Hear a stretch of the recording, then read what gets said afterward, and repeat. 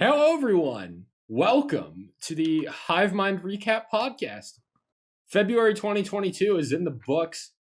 Lots of really cool stuff came out. Some fantastic albums, some really cool singles. We're here to talk about it all and some other shit too.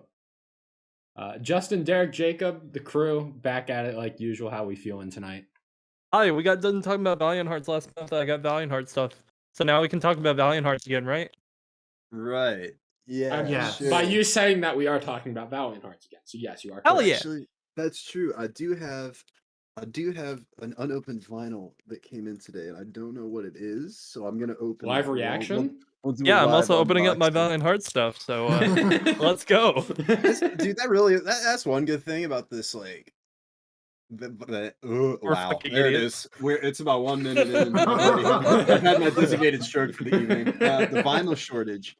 That, by the way, occurred partially because Adele had 500,000 copies made on vinyl of her most recent album, which drove the worldwide shortage. So that was interesting. But I never get anything on time anymore. Like before, it was always like delayed, but now it's like I'm getting the vinyl like 8 months after I ordered them, and I forget I ordered them. So it's always a nice surprise when I get one of the like square packages in the mail. I'm like, oh shit! It's like Christmas every couple of weeks. Man, I can't get the So box who was the open. last one you opened then? It was my Currents vinyl that I ordered 1.5 years ago. And that came in about a month ago. By the point where I wasn't feeling the Currents album much anymore. Has it changed since that vinyl arrived, or are you still not feeling it? I'm still not. It's still got some good songs though. Yeah. Better Days fucking banger. Oh yeah. Split, Origin. Oh yeah. None Better of the Days singles stays though. being a fucking banger. That album was really weird for me because there was like all the singles were just kind of like there, and then the non-singles are really good. Like I like a Flagged Wave, I didn't like that or anything. I cannot get this fucking vinyl open, dude. I'm sitting here trying to cut open this tape. While you're struggling, I will shill social media real quick. You can keep up with this podcast at Hivemind Radio _ on Instagram and Twitter. Subscribe to our YouTube channel. We do these episodes live at the beginning of every month. You can interact with us in the chat if you want to. So definitely do that. Subscribe to the channel so you will know when we do these episodes live for future months. You can also follow on Spotify, Hivemind Radio Recap, if you just like listening digitally and not with the little video version that I make, which honestly, it's more of just like a visual and not really a video, just because I am just throwing a Discord overlay on it. But you know, we paid for this art, so might as well showcase it. Which, by the way, we should chill the artist. Facts. ArtStation Vera is here. Artstation.com/Vera is here for the art. She's amazing and did this less than a week, which was very fucking weird and awesome at the same time. Yeah, she did an art a day. Those things, they were coming out left and right. I was like, oh shit, somebody got it. And then mine pulled up. I was like, oh, okay, sure. Also, I got the vinyl open. It is the debut EP from Movements, Outgrown Things, which is a fire-ass EP, and I believe I now own the entire discography. No, I don't. You don't have the B-sides. Oh, fuck. No! The B-sides. You're gonna make I didn't like them anyway. You're gonna make Derek drop another 25 just to own the full collection? No, bro. I need to save my money. I haven't bought band merch in like a month. My own fault. It's my own fault. I dropped too much money on vinyl. Now look at me. I'm struggling. I had to pick between groceries and vinyl. So I'm really hungry right now, but at least I've got Outgrown Things. He's gonna eat it. Yeah. It's actually like the plate he serves himself on. Facts. This aqua blue limited to 1,000 looking real delicious right now. We are witnessing human evolution in front of our eyes. Yeah, I don't know about evolution. Devolution, maybe. Devolution, yeah. My descent to madness. We're gonna talk more about Derek's vinyls and probably some of these singles. Oh, bro, I'm so boned when some of these albums get announced. Like it's gonna be over for me. So yeah, with all that out of the way, I think the only other thing I wanted to mention is that we are in the works of a lot of after hours episodes, getting to chat with some bands. So I know it's been a couple of months since the last episode, but things have been happening behind the scenes. I think we got some good shit coming. So stay tuned. Another reason to follow on the socials so you don't miss it. But without out of the way, Yeah, I think do you have it's anything time. else to add, Jacob? Or No, you I think think it's it's time? time. You think it's time? I think it's time. Then it's time. Take the wheel. Oh, I'm gonna start it, huh? We're gonna Yeah. get right into the singles Yeah, now. yeah, All right. yeah. We're gonna start with The Devil Wears Prada and their new single Watchtower. Through the night, staying up in my tower, cats in the corners away from you. No, you had control of the show. You can just start it anywhere on the playlist just to fuck with us. True. That is true. That is true. He can number them and put them in a random number generator and just pull one out without a panic to remember Except what the hell we think. the slide shows in a specific order. Oh, true. So, Jacob, I need to get your thoughts on this. How are you feeling about this compared to Sacrifice? Better or worse? Better. Yes. Slightly. No. See, Leagues better. I think this is all right. Nothing like spectacular. Like I think stuff on the act is better than this, but every song, Jeremy gets better. I will agree with you there. You and I can meet on common ground. Every single song, Jeremy just gets better and better. And honestly, I could just go with him. I need I know we have Chemical, but I need like a song, like another song that's just him singing. Are we talking about yeah. just the clean vocals here? Yes, yeah. Because I actually really liked the chorus in this. I still don't particularly love the song, but this is probably the closest I've been to liking a Devil Wears Prada song since you introduced me to them years ago. And have been, like, you've been, like, drip feeding me with, like, hey, Jake, you should see if you like this Devil Wears Prada song. And every single time it's like, eh. Please never say drip feed again. Sorry. Try not to drip feed, bro. I got a bad mental image in my head now. But yeah, this is like the closest I've been to actually liking one of their songs, I think, and in big part due to that chorus and those clean Have vocals. you heard Chemical? I think I have, and I remember not liking it. Huh. I can't explain it, but yeah. I've come to the conclusion that for any given The Devil Wears Prada song, the less I have to hear The Devil Wears Prada, the more I enjoy it. Like you like it because it's short? Is that what you're saying? Yeah. And like I like their cover of Sour Breath too, which I think is also under yes. 3 minutes. I mean that shit's like, I mean that song's nuts, but yeah, no, I don't know. I think this style, like the style that the Devil Wears Prada does, I can't take in like really large doses, and I don't know if it's the uncleans or what. It's like on any given song, it either hits or it doesn't, and most of the time it's just not hitting for me. But it hit in this one. I liked it. I liked it a lot. I didn't like Sacrifice as much, so now I'm kind of like I don't know how to feel about the album. I need the third single to tip the scales one or the other. So Sacrifice, all right, whatever. And I really like Watchtower. It was one of the few singles. I noticed I didn't actually add any songs to playlist because there were only like 5 that I listened to that wasn't an album that we'll talk about later, and everybody else got them. So I'm just kind of sitting here like, yeah, this is one of the 5. This is good. I like this. But man, Loathe have collaborated, I guess you could call it, with Sleep Token to drop. Correct me if I'm wrong, a cover of a Loathe song, Is It Really You? Yep.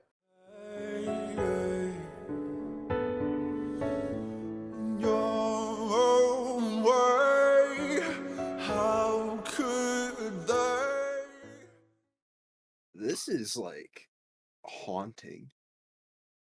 I don't know if there's any like better way to describe it. It's so the vocalist, I guess we don't know who it is, or I guess some people do, but like I guess Vessel, his voice I feel like is very, very big and atmospheric, and like I said again, haunting. And you know, with Sleep Token, a lot of the times we've got the instrumentals to accompany that, whereas with this, it's very not that there aren't instrumentals, but it's very toned down, and it gives his already atmospheric voice more atmosphere to like breathe in.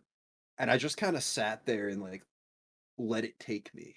I feel like the best way to listen to this song is to, like, turn off all the lights, put your headphones in, turn the volume up, and just kind of like ascend. Close You your know? eyes, maybe. Yeah. Just vibe out. I don't know. This is really good. I Loathe is a band that I hear people talk about a lot, very highly, and I could never get into them. They're I don't know very why. hit or miss for me. Yeah. I think I have like 2 songs saved from their latest album. Yeah, it was. But I remember because that came out in 2020, right? It's I'm not I let it sure. in and it took everything. I want to Something like say. that. Yeah. Yeah, but and I remember everybody raved about it on Twitter at the time. I was like, "Oh, shit, I got to check this out." And it was special and like something to listen to. It was a little too. It sounded a little too much like Deftones, I think, for me to enjoy it. But when you put Vessel on a track and just let his voice go, it's automatically going to be like an 8 or a 9 on 10. Everything else is just gravy. So this is really good. For the record, this is not one of the 2 songs I've saved, and now I have it saved. So Perfect. We're up to 3. I want to go back and re-listen to that Loathe album. I think I've matured Yeah, enough it's musically that it might be time for me to go back and it's hear it. like I think it's an experience like all at once kind of thing. Yeah, Like you need to yeah, listen to the whole thing and not just like a single song. yeah. Well, unfortunately, hopefully I don't get halfway through and just get bored because then we're gonna have a problem. But that's a problem for later. Yo, Justin, my guy. How about you tell us Hey, about this next one? it's another one of my trademark Mhm. post-hardcore bands. Hero. It's a new band we're going to be talking about on the podcast here, especially because they have an album coming out next month. Titled this is their second single, titled "Lead the Blind," featuring Philip Strand of Normandy.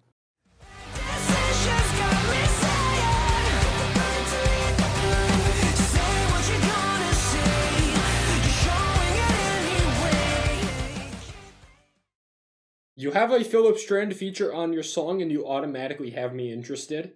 Mhm. Yep. I like this song, but I have very little attachment to it or desire to go back to it. It's like I listen to it and I'm like, yeah, this is good. And then it's like it's one of those songs that like I'm fine with it. I'm also fine without it in a way. And I'm hoping that when the album drops, that changes. Oh, I lied. This is the third single.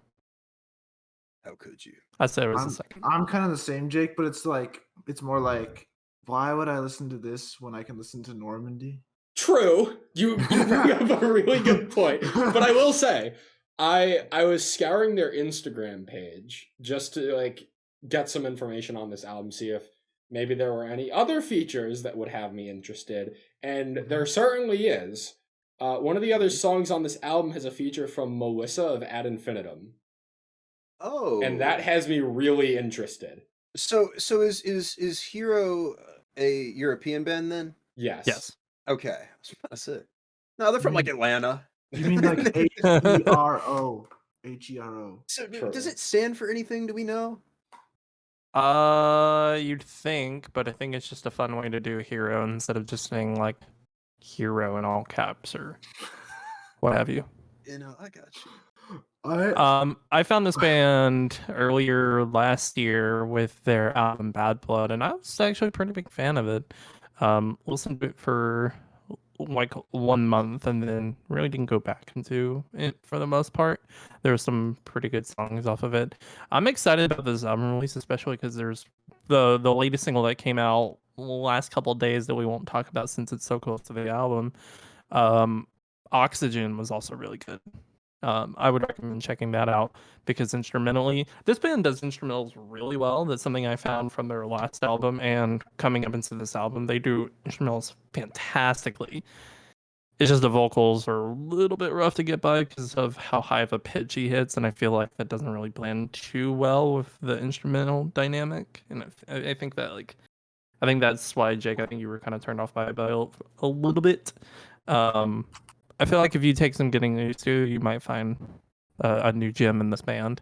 But I haven't really checked out the other 2 singles, Gravity and Made to Be Broken. I'll probably check them out before the album drop, or probably during the album listen, but this song in general was really good. I really liked Philip's part in it because It's how Philip can you Strand. not? It's How Philip can you Strand. not? How can you Yeah. not? Unless you're Derek and don't like his high pitched vocals, which that's Dude, fine. no, I was cooling with this one. I was even gonna make a comment that like he's the Philip Strand feature's right up there with like the Kellen Quinn feature, where like it's just automatically elite. Like it doesn't matter. But what the song thing it's is, the in. Philip Strand feature is a lot more like elusive.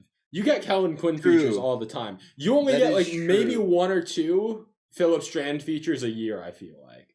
In like a rock or like Yeah, post-rock yeah. thing, because he does EDM stuff. Yeah. like, True. every couple months. But yeah, I was pretty stoked about this, and glad to hear that that the album's probably going to be coming up to pretty good margins. I'm excited for it. It's probably not going to be my lead standout album of this month, since this month also has some other ones that we'll be talking about. Yeah. I think Yeah. I think the album could be a sleeper. It could be like one of those albums that flies under a lot of people's radars, but is actually like surprisingly good. I'm not expecting it to really break extreme expectations, but I think it could just be a solid album. Like I listened to this song, and this is like a quintessential Justin Post Hello. Justin Post hardcore junkie type band. Yeah. That Yeah. like I fuck with it though. this is exactly what I expect you to be listening to, and I'm not surprised. But the Philip Strand feature is just a little cherry on top to make it stand out. At least as like someone that's unfamiliar with this band. I think that takes us to our next song. I was about to say, tell us about this next band that you may be a little bit more familiar with. Short Stack have dropped their brand new song Armageddon.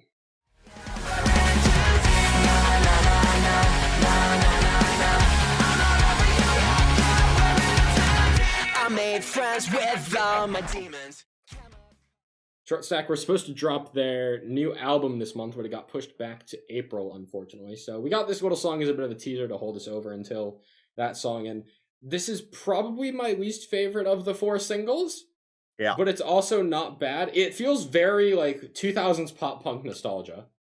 It's 2.5 minutes long. It's got just a fun, upbeat energy, but I don't think it has like some of those wow moments that some of the other songs do. Like Burn You Down, that surprise breakdown in the chorus of that song, still are just incredible to me. Almost a year later, this song just feels a little generic in a way. Not to say it's bad, just it almost feels like a bit of a filler track, I guess you could say. It's bland. Yeah. It's very bland. For me, my issue with it was that the vocals felt very like one-noted. Like it didn't feel like there was a lot of display of vocal prowess here. Mhm. And like I don't even be going on like vocal runs or anything like that, but it's just like the whole song felt the same to me. Wait, what? I'm like jamming to this. It's like short and sweet. It's like in and out. I love it. Really? This Yeah. You could not have paid me enough money to guess that this would be the track that you would enjoy. I never in a million years. I'm a little Gun to surprised my as well, head, too. tell me, pick Jacob's top 10 single. This is never on that list. I'm gone. Like it's over. This for is me. number one. This is number This is- one. Actually, it's that's over. crazy. No, Nah. I'm just kidding. I was about to say it fucking better not be. No, I don't know. I'm not sold on Short Stack yet, and so I've been hoping that like with every progressive single towards the album, I would be sold because I was interested and wanted to like them when you first dropped that song. I don't remember which one it was. If it's from the Burn You Song Down. Cycle or what. Yeah, and it just feels like the past singles they've been almost there and haven't hit it, and this one for me is just kind of like it exists. Yeah, I'll it never listen exists. to it again. It Yeah. exists. I It's there. I also think it's hard to stack up against the other 3 singles when I consider all 3 of them Yeah. pretty highly. Well, I mean, to be fair, with only 4 songs, it is a pretty short stack. But there's mine for the night, guys. Got Yeah. it out of the way. Yep. Man, speaking of a stack of singles that I am largely unimpressed with, Breathe Atlantis are back with their new single, Break the Silence.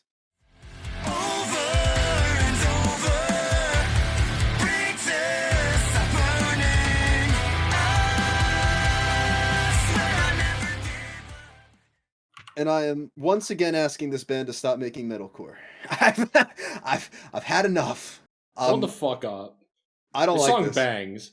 I don't like it. This is by know. far the best single. Wait. For once, I'm with Derek on something. Facts, bro. Okay, You yeah. guys- I want Breathe Atlantis to go back to that Soulmate sound as well. But if they're going to be making metalcore, at least give me this. Retire. Nah, but for real, Jacob, what were you saying?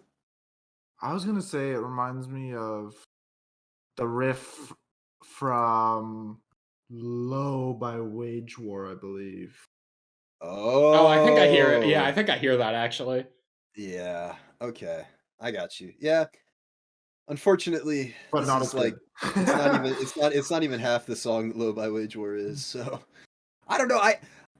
I feel like I shouldn't for a band that put out something as good as Soulmate. I feel like I shouldn't be this like disenchanted with them, but I'm just fed up because every single song they put out, I want it to be something else because I know what this band can do for like.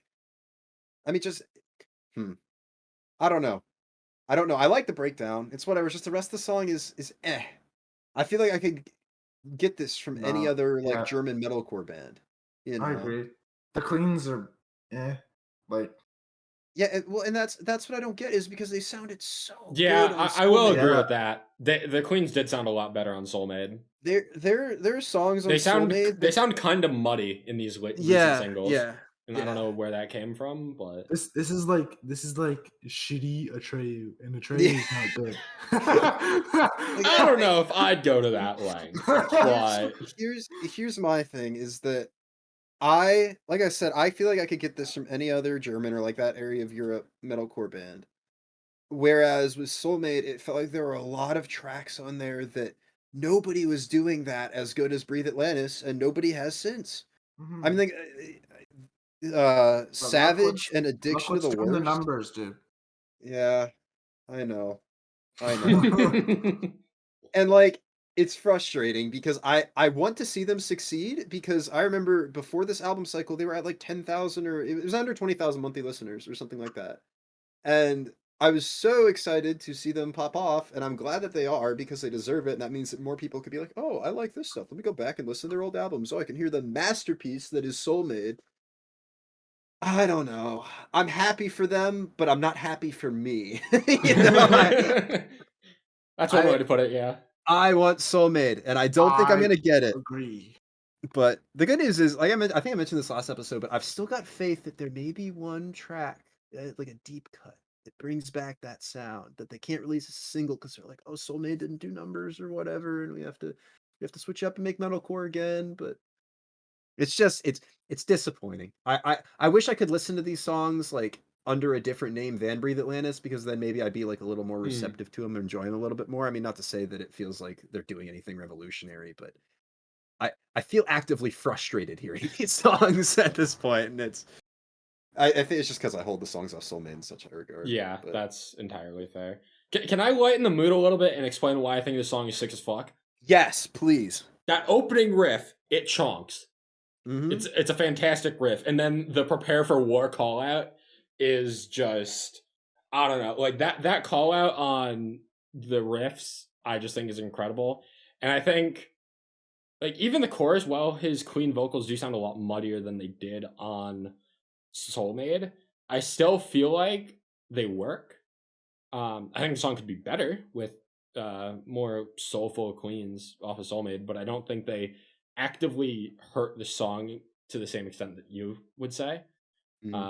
Overall, I just think the instrumentation and the specifically unclean vocal delivery is really strong on this song. Whereas I think in a lot of the earlier singles, the unclean vocal delivery was the weak point.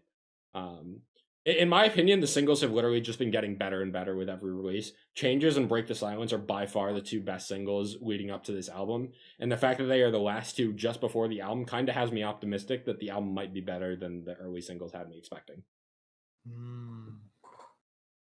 I will say to the credit of the band and what you were saying too, I think instrumentally these singles have all been very solid. I think especially oh geez, what was that? I think it was it Earthquake that had that like melodic breakdown. Yeah, I think so. That was really impressive. That still is my favorite part of any of these singles that we've gotten from them so far. I think they've leveled up instrumentally. It's just, yeah. I've said my piece. You know what I'm gonna say. I think the only thing that I have to add, the one thing that kind of stood out is like strange to me, is why are they just like loading a gun before the breakdown? Like I get that this is like preparing for war. I don't know why they have to like. There's like the loading a gun sound effect just before the breakdown, and like. I don't know. Is that really necessary? I don't know. There's also been a lot of guns in all their music videos. I don't know if there's a tie-in to that, but maybe. I don't know. It felt a little out of place to me. It's I'm a not very small nitpicky. I'm not up to date on the Breathe Atlantis lore. Neither am I. I just videos. remember watching all the music videos, and it's like every other one. It's like there's a gun. There's multiple guns. Now there's a gun in the actual song itself. Bro, maybe it's like Memphis May Fire, where like they had, you know how Memphis May Fire had the room with the TVs yeah. for one day. They were like, all right, guys, here's 5 guns. You need to make some music video. Like, oh, shit, gotta knock it out today. Except Memphis May Fire. All right, here's 700 TVs. Yeah, exactly. Here's 700 TVs. Abandoned warehouse. Make metalcore. They're like, oh shit, it's 2013 again. Let's go. Oh boy. I think we've all said our pieces on this song. Yes, sir. Justin, hello. Welcome back. It's your turn. I've been here the whole time. But it's really your turn again. Jacob, I heard it. I heard it and I hate you. I choose to ignore him. Wolves at the Gate with their 4th single off of their upcoming album, Eulogies. This is Peace Starts the War.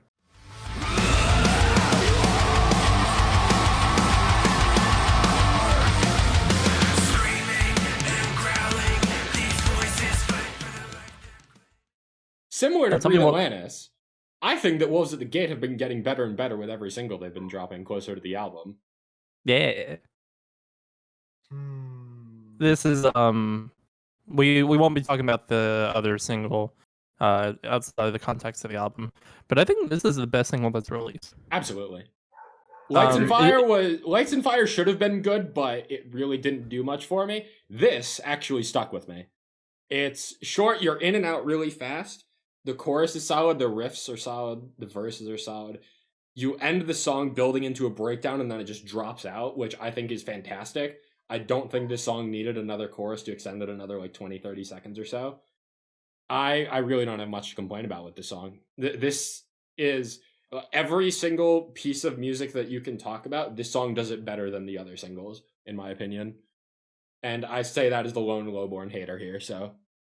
I still don't know. I don't know how you could hate Lowborn, bro. You need to be put down immediately. Put down, Jesus. That is an egregious take. I'm feeling violent tonight, guys. I don't know. This is the piece that starts the war, right? Well, there's like no this piece actually. This song has guitar solo. Oh god. Oh no. Oh no. Look. I don't think I've said this before, but something with this band has always bothered me, and as like ever since I started listening to them back in like 2015 or some shit, the clean vocalist, just I don't know, something about the way he sings really bugs me. Just have you've had an active vendetta against the clean vocalist and Wolves at the Gate for the past 7 years. Honestly, not a vendetta. I adore the Clean's vocalist, and like listening, because I went to one of their shows live and it was fantastic. That was during the Eclipse album cycle. I've not been as high on these singles as I was on the single release for Eclipse. But I have hopes that they're saving all of the like slower stuff with more cleans involved for the album. And I'm really excited for that because there was a lot of stuff that weren't singles off of Eclipse that I really loved. And I'm excited to see what this album's got. Lowborn should be on this album. We say this every time. Yeah. I'll die on that hill. It was made after the album was done. So I don't care. Then change the artwork. Oh, put it back. Put it on there.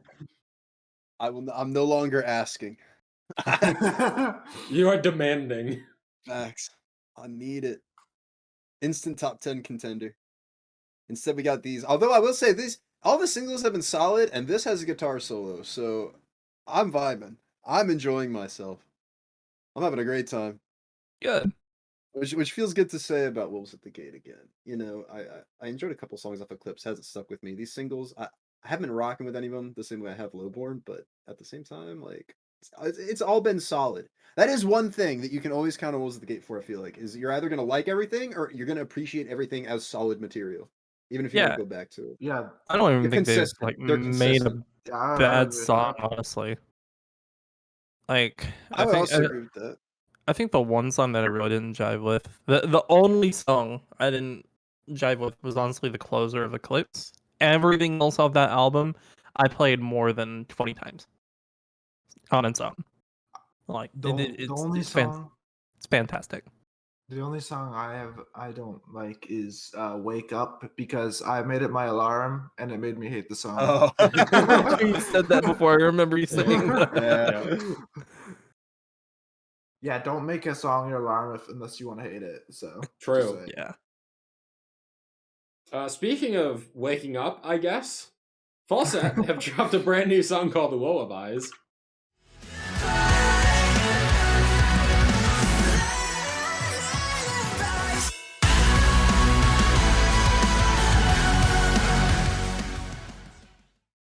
That was a stretch, but I'll give it to you. I mean, there's a connection of waking up and going to sleep, and lullabies putting you to sleep, and blah blah blah. With every single one of these puns, I'm hoping I don't wake up tomorrow. Oh shit! So Falset are back. It's been a while. Mhm. It's been a while Been a since little that debut album. It's been a little bit. I think it's really funny, before we talk about this, that I was clearing out my list of material to get to. I listened to their debut EP, and then like 2 days later, they announced this song. So the timing on that is pretty funny. I also want to That's a little mention sauce. that this song in general doesn't really fit on the last album because I feel like a lot of instrumentals are much more pronounced. But good, because this song is probably better than more than half of that album. I would agree. I was half expecting someone to respond there, and no one did. Very awkward. Yeah, I feel very torn with this song because I listened to it and I feel like I should really be enjoying this song, and then I just don't go back to it. It's just there's something missing about this song to make me want to go back to it repeatedly. Whereas even though I didn't love that debut album, there were moments on songs that I wanted to go back to, like that chorus from Fire at Will, or Hollow Saints. I still don't really like Hollow Saints, but the chorus of Smoke and Mirrors as well is another one that I really remember. This song is fine. It's good. It's great even. It's just not clicking with me in a way that gets me to go back to it very often, and I'm frustrated about it. Because this should be a song that I have on repeat. The only problem I have with it is the verses. I feel like the verses are a little bland. The chorus is much more, like, it stands out much more. And I feel like if you were to make the verses a bit more energetic than they feel, I feel like you would have gotten a better song out of it. I will say, I'm very glad that they seem to be leaning more into their Queen vocals, because that was always the best part of this band, in my opinion. I agree. I don't think we've heard any of their uncleans. I would like to see, like, know how Catch Your Breath did well, on Shame on Me they did like the underlying uncleans for the final verse. I'd like to see that in some of the songs played around with, because I think that would be really good for this band. They're always consistently, I feel like, vocally impressive. I don't know what it is about maybe the construction of the song, I guess, like the way it's arranged or the instrumentation. I don't know. We were just talking about with Wolves at the Gate. I think this is another band that is consistent in the sense that they're always consistently good, but I want them to be consistently great. Yeah, and I'm waiting for. They're so close. They're so close to crossing that barrier, I think. Yeah, and I don't know what it is. it's always frustrating to me when I don't know what the issue is about why, like, what I need the band to do, like, for me specifically to be able to enjoy it. I like being able to pinpoint it and then sit there and wait for them to, like, experiment with that sort of change maybe in their sound. With this, it's just like, damn, this should be clicking. I don't know why it's not. Yeah, exactly. Like, but all in all, solid material from Falset. We'll see. We'll see. Fingers crossed. New material soon. Get me in there. Hopefully. They do have a new album coming out in June. I June. believe. Yeah, June. Perfect. Perfect. This being something that hasn't really clicked with me as much, and it really should. Fight the Fade put out a new single, Monster. I'm nothing but a monster. You can see it in my eyes. It's crawling under my I like the song a fair bit, and I think it won't come as much of a surprise when I come to explain why. This reminds me of very early Grandson material. Thinking back to songs like Best Friends and Kiss Bang in particular, has like a very grungy feel to it in the instrumentation, and the way that the guitar just kind of like playing out in the chorus, and even to the vocal delivery to some extent. There's a lot of elements of early Grandson infused into this sound that Fight the Fade have here, and overall I'm really enjoying it. Not my favorite single in recent memory, but I think it's another solid song for them. Like, honestly, I don't really think Fight the Fade can do very much wrong. I just they're very consistent. I think in the same way that you guys are saying like Wolves at the Gate and Falset are like, they're never gonna disappoint almost, or like put out something bad. That's kind of how I feel about Fight the Fade. They aren't always gonna be releasing my favorite stuff, but I'm gonna enjoy just about anything that they put out, I think. Man, I'm really glad I wasn't the only one who thought about Grandson, because I heard this song and I'm like, damn, this would have fit in really nicely as like a trio in 2015 with like Bury Me Face Down by Grandson and Coyote Kisses or Six Shooter by Coyote Kisses. Yeah. Freshman year Derek would have eat the shit up.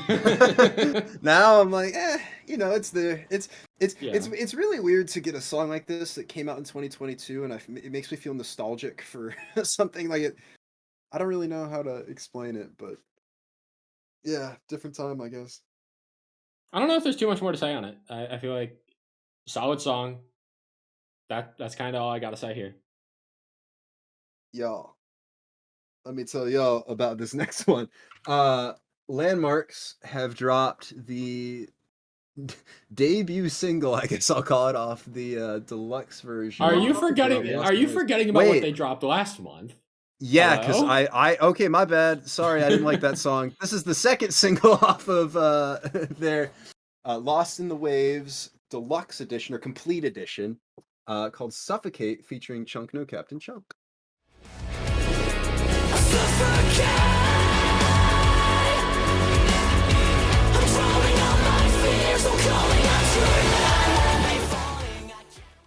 A complete change in sound. All right. Forgot about that. I'm going on the record. All right. I'm taking back my award for this album. It's been retracted. Okay. I gave this album the most disappointing album. Spoiler alert. Yeah. And I'm now officially on the record retracting that statement. This album is really good now. It's crazy how Landmarks release an album last year with a couple of okay songs, then release a deluxe album with the two best songs from that album. Wow. I'll give it to Suffocate. I will stand by Death being a banger. Death is still my favorite Landmarks song. Death is good, but it's not better than Lost in the Waves. Death is good out of context. It's hilarious to me. Yeah, Death is good, but I prefer to Suffocate. No, look, I had to sit here and bite my tongue when Jacob was slandering it beforehand in the awards episode, and then Jake's here like, I had a couple of good songs. I think the album was great. I think Death is honestly probably the weakest track off of everything we've heard off the album so far. I'm gonna be honest. I did not click with me. I did not like it. This, however, oh my goodness. Yeah, this is great. So good. This is I love great. it. Dude, when heavy bands decide that they just want to get vibey, we'll be talking about this later in the episode. Ooh. I love that shit. Like this You know what's a good comparison? hit me with it. Bend. Volumes Yeah. bend. Well, okay, yeah, I'll give it to you. I'll give it to you. I was honestly this reminded I only came up with this because it with Lost in the Wave, but the whatever it's called, Waves by Jake. Letter sent home. Letter sent home. Yeah, it had the same sort of like wavelength, vibey, like pulsating beat in the back. I literally have no idea how to describe it. I do not. But see do the you know what comparison I at all, mean? but fuck it, I agree because that song bangs. So. Yeah, it's just like it's at the beginning bit of it before the like kind of heavier guitar, I guess, kicks in. But Okay. I also I don't know because I didn't really pay much close attention to the video, and I don't think they showed a lot. The guitar on here sounds a lot like when during the bit with the Chunk No Captain Chunk feature, the guitar sounds a lot like it does in Chunk No Captain Chunk. And so I was wondering, like, did they add that feature specifically rather than the vocalist just for like name recognition and clicks? Did they get instrumentation to come in? Like, I know they're both like French bands that make heavy music, but the guitar tones sounded very, very similar to what it did on that most recent Chunk album. I didn't pick up on that. I'd have to listen to it again. It sounded, when I heard it, it sounded distinctly like something off the Chunk album rather than something off the Landmarks. And so I don't know, like, if they just did it to match his voice or if they brought in the Chunk No Captain Chunk instrumentation, who knows? But the chorus on this is fantastic. The feature's fantastic. The instrumentation is fantastic. The vibes are immaculate. The breakdown at the end is amazing. The song's flawless, front to back. I love it. Did this song need a breakdown at the end? No, but who the fuck cares? It's sick. Exactly. That's what I'm saying. Actually, I feel like it did.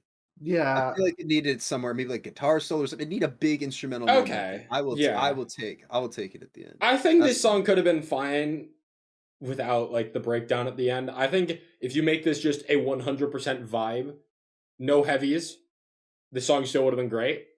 I mean, but he's screaming throughout the whole song, so.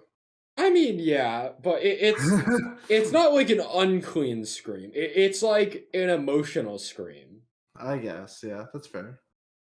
Either way, it's a fantastic song, so I don't really care. And the feature.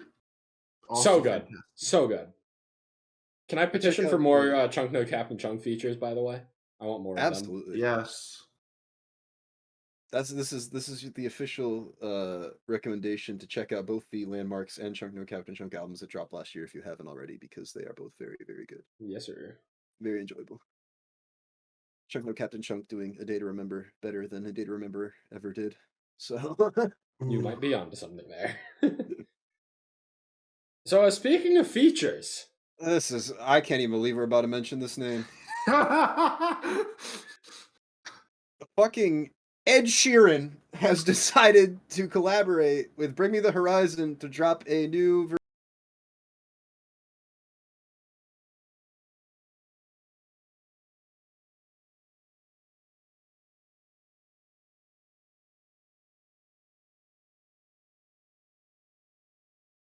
real quick, Derek. I'm sorry if I'm gonna steal this from you, but Conquer Divide did this better L plus ratio? Question mark? Yeah, pretty much, bro. I'm about to make a very bold statement that I think is going to upset approximately 1.5 members of this podcast. 1.5? Who's the half? It's Jake. Wait, Jake's half a person? Jake, where'd you go? Well, it's gonna be because I don't think I like Ollie Sykes' vocals. See, okay. Not just in this song. I'm just talking in general. Hang on. Let me say this right now. Okay. I put this song on here because I think the live version is like 20 times better than this version. This feels like it was produced so fast that they didn't have any time, because they did it really fast, didn't they? Like in a week. Yeah. It feels like they didn't put like any effort into it, and I think the live version is much better. So I think it's interesting that you say that, because I actually laughed out loud at Ollie singing in the live version because I thought it sounded so bad. So I don't Wow. know. I think you and I are at odds tonight, Jacob. I think that's what's going down. Me and my half a person self, apparently at this point. I don't really have too many thoughts on this song. I just think it's like a really neat collaboration. Yes, it's Like I don't really care about the song. I just think Ed Sheeran and Bring Me the Horizon making a song That is together in true. the year 2022. Like holy shit. Yeah. It is really. I would not have expected this ever. So to get it is we take those. What is it at plays wise? Let me see here. Ed Sheeran. I will also say I do like the original version of the song better than this one, which was I listened to the original after because I've had the original on repeat for a while actually. Not to mention Conquer Divide. In this version they didn't add the O that all they did live. Oh, so disappointing. What's that? 9 million plays, which I mean, like, is a lot. You know, it's not like Ed Sheeran numbers, but 9 million still pretty good. I mean, Bring Me's up to I remember over 11 million monthly listeners now because of this. Oh, damn. I remember the live video was like #1 on trending. Yeah, it's crazy, something like that. Yeah. Yeah, I mean, it's good that we've got Bring Me the Horizon's name out there, and I think it's undeniable that they're like next up if you consider that they like if you say, oh, they haven't made it yet, even though they've got 11 million monthly listeners. But Are they 11 now? I think Yeah, at this yeah. point, Bring Me the Horizon have to be like the best gateway band into this type of music. They are the scene breakout band, bar none, I think, Yeah. at this point. And I guess with Ammo, they're definitely gateway. I Bring Me's one of those bands where I really appreciate the influence that they've had on the scene, but I think I'm which feels weird to say with like Posthuman being like a top 3 EP of 2020 for me, that I don't know, outside of the songs on there and a couple off Ammo, I don't like Bring Me all that much. You're in dangerous waters now, Derek. I know. I've said this before plenty of times, and I'm about to tangent this, and this might get cut out in post, depending on what the timing is, so sorry in advance. I think what it is for me with Bring Me is that the Sempiternal and That's the Spirit sound got adopted by so many other bands. But I got into, we'll say, the scene in like 2017 when bands had like decided to take those sounds and adopt them from their own and make it their own. So it's like if I had grown up, right, listening to 2013, 2015 Bring Me, I have no doubt that I'd still be listening to those songs now. But I just think that other bands are doing what they're doing better, like with that older material, and have taken that sound and evolved it. So now I go back and listen to it, and it feels uninspired almost. Not that it's not like objectively good. It's just like, oh, I've heard this sound done. Same reason that I don't like a lot of like the older Pierce the Veil stuff or Sleeping with Sirens. And it's just because like that would have been really good at the time. Now it's been done to death and perfected by so many other bands, I don't know. I don't know what it is. Actually, I do know what it is because I just said it. But I want to like it more than I do. And I want to like Bring Me more than I do. And unfortunately, the collaboration with Ed Sheeran was not the song to do it for me. But disappointed. I told you, I was gonna get at least one. And Jake's half a person. Get this guy out of here. Let's go to the next. So song. when did I become half a person? Why am I half a person? Well, I suddenly? didn't know how you felt about Bring Me's vocals. I know you're pretty high on Posthuman, so. Well, you know how I have that list of music to get to and Bring Me are at like, the top of that list, and I'd never go back to it just because I'm. I want so badly for you to listen to That's the Spirit and have the same opinion as me. I will feel so vindicated, and I hope you do, because I'm gonna come back and I'm gonna look at Jacob and I'm gonna go, ha! Fuck you, Derek. When I eventually get that album, are you ready to start a cult with me? That's Ammo. Just go. Oh shit! Would you look at that? There's a brand new song, "Cult," by Steve Aoki and Grandson featuring Josiah. I like the other half of you better. Oh my goodness, get me out. Why did I realize you were doing that? Well, we at the Fucking Hive fool. Mind share one collective brain cell, and Jake is in control of like 0.9 of that. So we've got like 0.1 left between the three of us. I'm just the puppet master. What can I say? That's facts. Who's laughing now?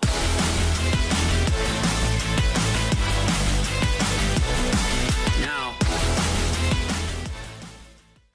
All right, so this is my favorite single of the month. Oh, What? Not song, single. Okay. Let me preface that.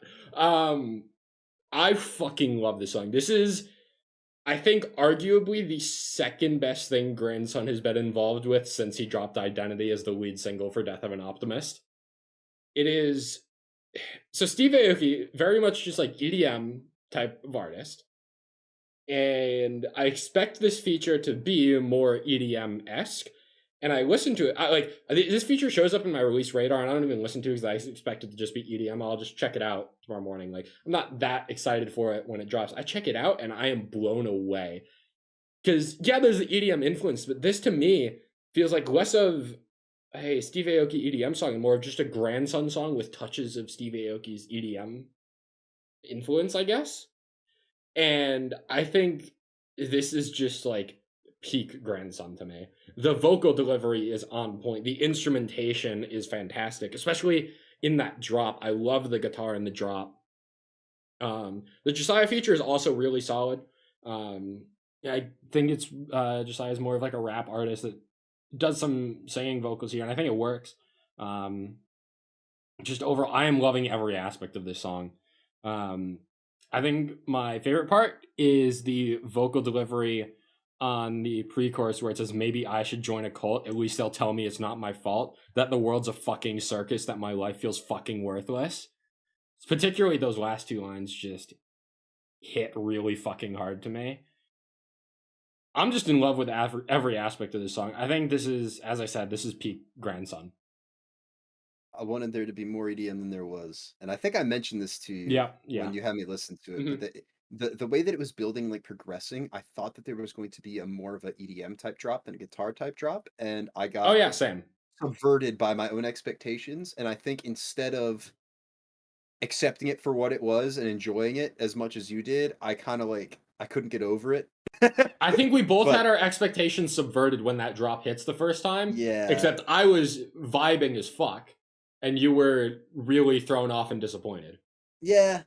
I mean, it's a good song. I actually really like the Josiah feature here. I'm glad that you feel the same. But yeah, I mean, it's solid. It's definitely Grandson. You can feel the Grandson influence all over this, and it's like, it's good. I think it had potential to be great. I would want like a VIP of it, you know, like get the variants of production. Maybe get a, I don't know, like Kaizo or Phase One or one of those artists, the Sullivan King. Sullivan Get them on King. it. Give me a them on Sullivan it. King X Grandson song, dude. Oh yeah, or even just a remix of this. That shit would honestly. go bonkers.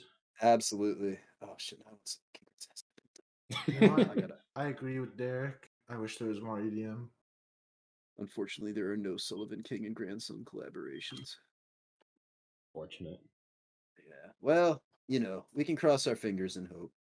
Maybe I'll start a thing. It's like day one of tweeting at Sullivan King till he collabs with Grandson. Then I'll just keep doing it over and over again. I'll be sitting there in the fucking nursing home. Sullivan King will have been dead for like 30 years, and I'm just still tweeting into the void.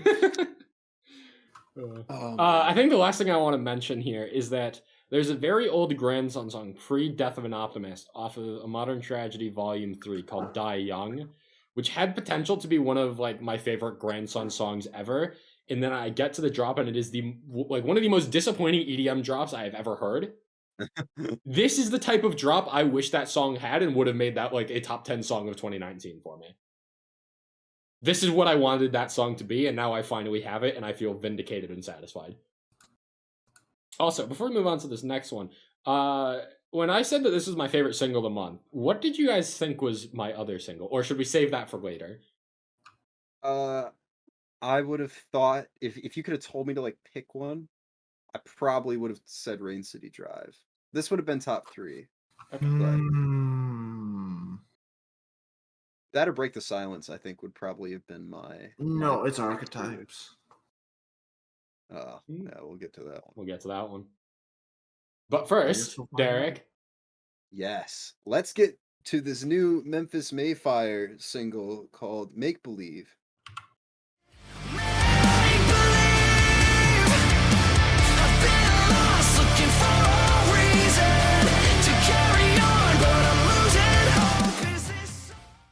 And finally have an album announcement. Right. Let's And fucking go. it's called hold on, it's called fuck.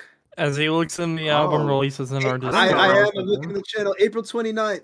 Memphis May Fire Remade in Misery. Which means we're probably going to get another single between now and then. This one has a proper video. It's not just them in the room with the TVs. I'm disappointed.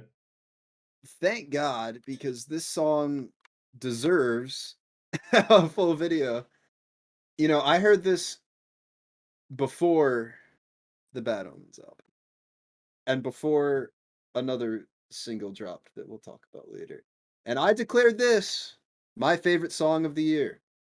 It is now at number 6. But I still think that it is my favorite. it's my favorite Memphis May Fire. Fuck you, Jacob. Dude, I did, man. All right, let's get some context for the audio listeners out here. Oh man. So context. So I listen. I got a lo-fi playlist that I listen to while I do this, and I put Make Believe in the queue while we were talking about cult because I wanted to hear it, and it shows up as my most recent listen to. So it just says that Make Believe by Memphis May Fire is in my lo-fi playlist, and Jacob took a screen cap of it and just nothing else, just full caps lo-fi in the chat. Also doesn't help the motherfucker has Guy Fieri and cat ears. Leave my Spotify profile picture alone, bro. Guy Fieri's vibing. Guy Fieri's in his e-girl arc, bro. Leave him alone. Oh god. Jake's gonna need to put that on screen. You can't make me. Something about that, like reading it as Jacob was just like laughing to himself in the background. I couldn't hold it in. I tried to compose myself, and then he heard me. He heard the exact moment I saw it and started laughing harder, and I broke. Goddamn idiot. Man. Oh shit. Why is it in the lo-fi? It's not. That's what I do. I play lo-fi roulette. It's just a bunch of lo-fi shit and then Make Believe by Memphis May Fire. I gotta hope my vibes don't get interrupted. Yo, this song bangs, and I only heard it today. Oh, yo, facts. I forget what I think about it. The song's great. I love it. It's the best single. Whatever. Yo, so Jacob's been putting off listening to this because he didn't want to have it spoil the, he didn't want to spoil the album listening, so he gave up on the singles, and then he accidentally shuffled it for like 30 seconds listening to the playlist earlier and just committed. Jacob, what are your thoughts? So I was trying to make the stream starting thing for the live stream, and I was I had the playlist playing in the background. All of a sudden, I look on the OBS, and it says "Make Believe" Memphis May Fire, and I'm like, shit. Yup. And then I was like, I like what I hear. I'm gonna keep listening. This is a lot different than what we've been getting, huh? Mm-hmm. Yeah. It's slower. The closest comparison is Somebody, which dropped at some point last year and is one of the more underwhelming singles they've dropped. But that's beside the point because this song is really good. I listened to too many singles. I've ruined the album for myself. Well, yeah, I don't know. I feel that way. The problem is that I'm always enticed to hear the new Memphis May Fire song because they've been so consistently good. Yeah. Like, even the ones that I don't like as much, like Somebody or, what was that other one? Bleed Me Dry. Yeah. That I'm not, I'm not as high on them because I think that, like, the other singles can bring something like those to the table but do it better. Whereas with this feels different than all the other singles. It's got a massive chorus. I was about to say Matty Mokles. Matty Mullins is showing off his vocal range and everything that he can do. There's electronics. Like this if they were gonna pick a single out of the ones they've released to make the album announcement, it makes sense that it's this. I don't like that we're like 6 or 7 singles in at this point, and that's when they drop the album announcement. But I'll take what I can get because this is so good, and I haven't been able to. Well, I haven't been able to put it down in the sense that I've listened to it constantly since it came out. I haven't had it on repeat as much as some other things. But God bless. I Memphis have May one Fire problem can be with good. this song, What's up? and it's the build up into the breakdown with that weird distortion on Maddie's voice. Oh, for real? I just don't like it. It Okay. sounds really cheesy to me. I think the song is fine otherwise. It's not my favorite song, but I mean, Memphis May Fire are just like on a fucking roll at this point, so even if it's not my favorite song of theirs, it's still really solid. But that pre-breakdown vocal distortion just it took me out of the song. I was so thrown off by it when I first heard it.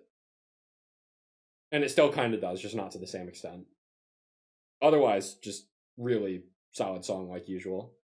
Even though it's a very different sound for them.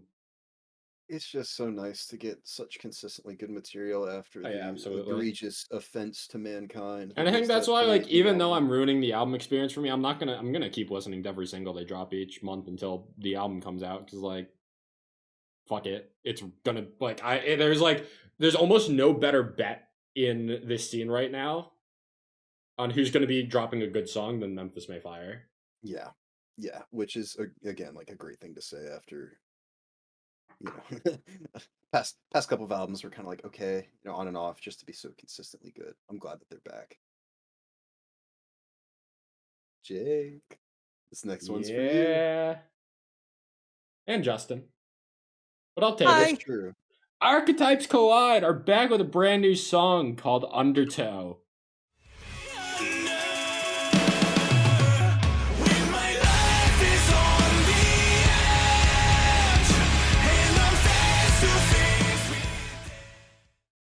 And they have also signed to Fearless Records, which is fucking huge. When that's like the one record label I would not have expected to pick them up. Yeah. I mean, like, I know that they've been getting some steam ever since Your Misery kind of popped off on Octane, but to see this band on Fearless Records on such a big record label is a bit of a shock, but I mean, they hella deserve it. They're incredibly talented. And I hope that this, like, signal boosts them to even more people. This band deserves to blow up. I'm also hoping that can we please finally get an album or an EP from this band now that they're on a record label? Goddamn. It has been over 3 years since I discovered this band, and it has literally just been a string of singles every couple of months, more than a couple of months, really. Like 2 songs a year, maybe. Give me a full release, please. Usually when they sign, they have a deal that like starts basically the agreement between the band and the label. I'm expecting an album later this year. I would hope so. I would really hope so. Yeah, I expect that in the record deal was, you know, some sort of X number track of album, or at least maybe an EP or something that's gonna hit this year by them. If not an album, at least an EP, please. Man, So what are y'all thoughts on? on this song then? Now that we've talked about that. There is one guarantee in metalcore, and you either die a hero or live long enough to see yourself reference the undertow without fail. I mean, I don't think you could make one of those like word cloud things of every single metalcore song ever, and it's gonna be undertow's gonna be like really big at the top. Like, I think it's funny because I don't feel like I ever heard anyone mention the word undertow until I started listening to this music. Yeah, well, and then suddenly it's in like a bunch of songs. You remember how like the Fine Bros tried to trademark the word react a while ago? I feel like metalcore did that with like the genre as a whole did that with the word undertow. Like you said, who else is using undertow? I don't think I did not use it a single time before we started listening to, and now, yeah, it's just all over the place. So I mean, like that aside, the song's fine. It's there. It's a metalcore song talking about the undertow. I've heard 20. This one's probably like middle of the pack. I think I'm with you. Yeah, it's okay. This It's is solid. a good song. I just know that Archetypes Collide are capable of so much more. Yes. Yep. Becoming What I Hate is their best song. Your Misery, One More Night, White Noise, all of those songs better than this one. Yeah, Becoming One I Hate is probably their best song. Yes, Justin. Motherfucker, this was in my top 5 last year. All right, I'm glad we could let that one sink in for a moment. I do want to make it clear that it's not that we dislike this song. It's just that I think we all have very high standards for this band at this point. That releasing a average metalcore song about the undertow is fine. I mean, if you're going for that generic metalcore audience like Memphis May Fire is, like, I think you're doing a pretty good job at it, in all honesty. I think you're going to get that audience with this song. But I think if people just dig a little bit deeper into their discography, they'll find the real good shit that this band is capable of. I hope that this band pops off of Fearless. Fearless is a decently large label, so maybe. Hopefully. Just scared that with coming to a label means going generic. Because I've seen it happen. So, we'll see. We'll see. I got faith in the Archetypes Collide boys. Speaking of another band that I would say is pretty consistent, Silverstein have dropped their newest single, Ultraviolet.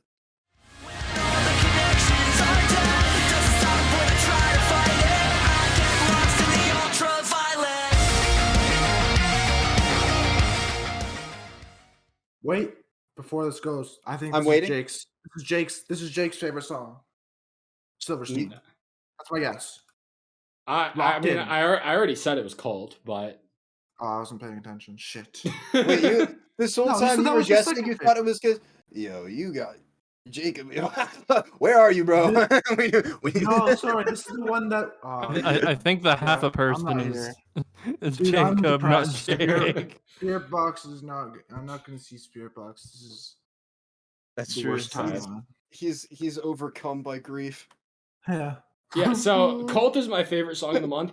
I ain't gonna lie, this Silverstein song is top 3. That was Top 3 close. singles. I think this song is fucking incredible. This is my second favorite song of theirs since getting into them with A Beautiful Place to Drown in 2020. I think it rivals Infinite for my favorite song of theirs. If it's not behind Infinite, it is my favorite Silverstein song at this point. This song, once again, it's short, it's fast. You get right into it with that sick opening riff. Shane's vocal delivery across the board is incredible. And I think generally, I'm really coming to appreciate this band's lyricism. I feel like with Bankrupt and It's Over, there's been lyrical moments that I really appreciate. And in this song, it comes with the chorus where it says, "Can I rewire my head when all the connections are dead? It doesn't stop when I try to fight it. I get lost in the ultraviolet," is the rest of the chorus. Fantastic chorus, but I think this band has a lot of really creative lyricism that I don't see coming out of a lot of other bands at this point. And I mean, with the amount of time this band has been around, I'm sure that they've had time to hone their craft, and I think they certainly are. And this new album, because this song did come with an album announcement for May, I believe. I don't remember what date or what it's called at this point, but I know there is an album coming soon, and I am really excited for it now. I think this could be, like, I had very middling expectations listening to A Beautiful Place to Drown, having not really been into the band. I think with Bankrupt, It's Over, and Ultraviolet, this band is 3 for 3 on really solid songs, and I am really excited to hear this new Silverstein album, which I was not expecting to say just a couple of months ago. I think I'm with Derek on whatever. I think, like he said, for like Wolves at the Gate and Falset, this is just like Silverstein's one of those bands where they're consistent, but it's like nothing spectacular, you know? To me, this is one of those like kind of breakouts that does reach toward that spectacular echelon. Bankrupt was really good. Yes. It's Over is like, you know, it's there. It's also how I feel about this one. Silverstein is one of those bands for me. Like, I mean, I mentioned it when I transitioned over, like Jacob said, you know, consistent. But I feel like they are always good for like at least 2 to 3 songs an album that are like really good, and then the rest are just kind of there. And like honestly, because hold on. I'm thinking faster than I'm talking. I mentioned this. I don't remember if I was talking about it in Discord with you guys or if we were in the podcast, but there are some albums that I've listened to that I like. They haven't stuck with me, but I still like remember exactly where I was and what I was Yeah. doing when I listened to them. Mhm. That 2020 Silverstein album is one of those for me, and it kind of fucks me up that we're getting another album because in my head it hasn't been 2 years since that album dropped. But it has. Yeah, and I don't really know what to do with that information. Like that's one of the big things for me. There have been a Alcohol. couple moments. Yeah, exactly. There have been a couple moments for me throughout, like since COVID hit, where I'm like, shit. Like the passage of time has really just been like entirely thrown off for me. Like my concept of time and of relative to when things started and all that. And this was like one of the big ones for me. The album announcement. I'm like, we can't get this. The Silverstein album dropped last year. Shit, no, it didn't. It's been 2 whole years. I don't know. So I'm definitely gonna listen to this because Silverstein. I need my designated 2 or 3 good Silverstein songs. I know this album's gonna deliver. I'm hoping Yeah. that this album doesn't fall into that trap for me. Because A Beautiful Place to Drown was like that for me, where it had a couple of solid songs, but otherwise a little bit forgettable. This album is on track to...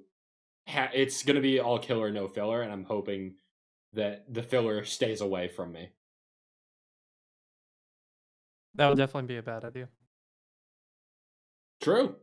By Blind Channel. Also true. Hold on so tight, don't hold on so tight. I'm never gonna let you in. Blind Channel have a new album coming out in July, by the way. I don't believe we got to talk about it because they kind of just announced that the album was coming out in the middle of the week for some reason, not attached to any single. Like the album, they announced the album and then like 3 weeks later they dropped this song. So I don't think we've had a chance to talk about it yet. But You guys. did you finally like a Blind Channel song? Yes. Hell yeah! We did It it. happened. We did It it. happened. I've wanted it to happen. We don't get to record very many of these in the podcast where Derek finally gets the song by the band that he wants to like. So this is a momentous occasion. I did not think it was possible. But it still hasn't happened to me. oh man, this the way the vocals sound on here is oh shit, it reminds me a little bit of Traceless. Mm. Yeah. And oh god, hold on, let me go find it. We talked about him last month, and I really like this song, and I'm mad that I can't remember who it is. I'm scrolling through 600 songs on my playlist. Give me a moment. Go, go, go. This is very important to me. It is. Fuck, I still can't find it. Ed Sheeran. No, it is definitely not. Catch Your Breath? Oh, it was a small little band. Where did they go? Catch Your Breath? Maybe. Yes. Well- Yes, that's the one. Oh my I was looking God. at the wrong part of my playlist. They were Bro. they were literally the first song in the last playlist. Well, no, I was looking through my playlist. Derek, that sounds like a you problem. Yeah. Like I don't know. It's just they sound a lot less like whatever Balboa was, and more like Excuse me. Justin post-hardcore. Hey, All they needed to do was sound more like Justin post-hardcore, and I'm sold. that's also me. Yeah. No, Yeah. I really like this. This is out of all the actually wait, before I lie to you, let me make sure I'm telling the truth. Yes. Out of all of the singles that I didn't listen to prior to hearing the playlist, this is the one that I saved, and I am so glad that I did because this is really, really good. It's so solid. We did it, Justin. We finally did it. We finally. I don't made know it if they did happen. another one, but you did it with this Well, one, well, and I'll well, take I one. can't blame you for feeling that way about this song though, because this feels like the most refined sound that Blind Channel has ever had. I think. I think ever since Dark Side, it had Yeah. such a refined sound. Like, Yeah. if But you I go think back and this is listen to like anything off this of is like the most like clean that they have sounded. I think. go back and listen to anything off of Violent Pop. I think Violent Pop has a lot of different directions it's Mhm. going. I feel like this is like this album cycle starting with Dark Side is where they're like finally honed in on what they want with their sound to be. I also think something that's really underappreciated. I don't know why more bands don't do it where they have 2 Queens vocalists in the same band. Where like Blind Channel, they have the two vocalists, and yeah, they do scream sometimes, but they both have really solid just singing voices too, and they make perfect utilization of both of them here. And it's not that they're like that different from each other, so the point, I don't feel like it's the strongest argument, but Blind Channel make the two clean vocalists work extremely well here, and I can't think of a lot of other bands that have two clean vocalists like this. Yeah, no, this is just solid, and adore what the record they signed to. I adore what they've been helping out with, and glad the band's finally in the up and up, and I'm really excited to see how this album sounds. Absolutely. I think this is very likely going to be their best album. Blind Channel albums have always been 50-50 hit or miss for me, but when they hit, it's been incredible. Oh no, Blood Brothers was pretty good. I didn't like too much off of Violent Pop, and Revolutions was kind of forgettable, so I'm really excited to see where this goes. But yeah, I think this is very likely to be like, I won't be surprised, like, I don't know how many tracks are on this Blind Channel album, but like, if I add every single one of them to my playlist, I don't think I'll be surprised, because that's the trajectory that I see this band having. I thought it was 12. I'm gonna take another look, because I'm pretty sure they screenshotted the track list at some point. You guys don't have to wait on me. You can move on.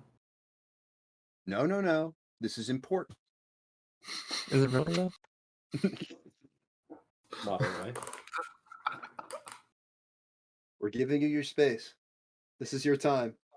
This is now the...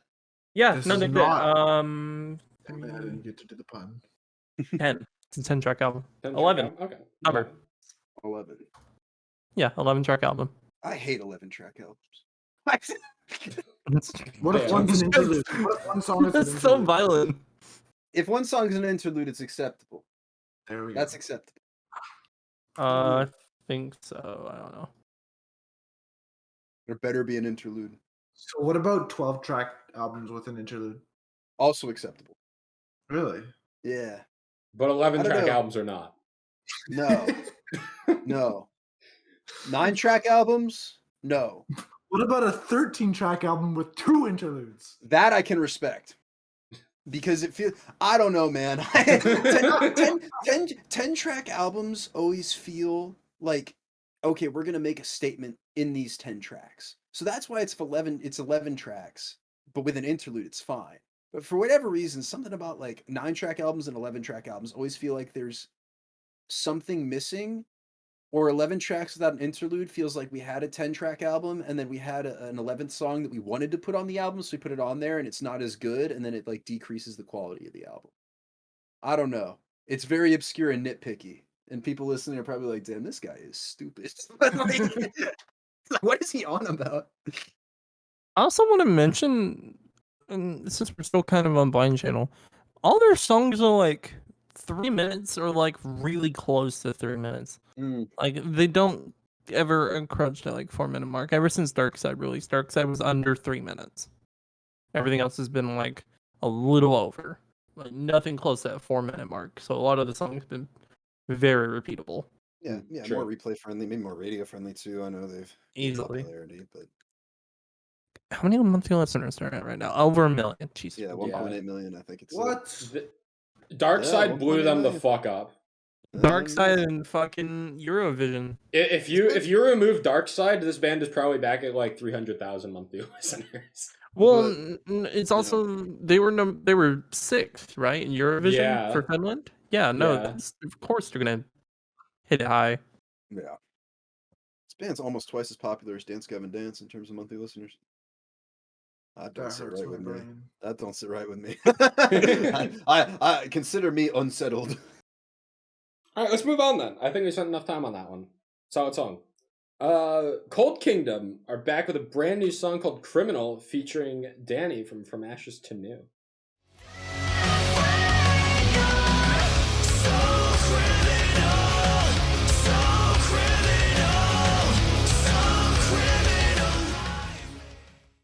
Not a So- feature you see very often. Yeah, I can't recall any other From Ashes to New features out there.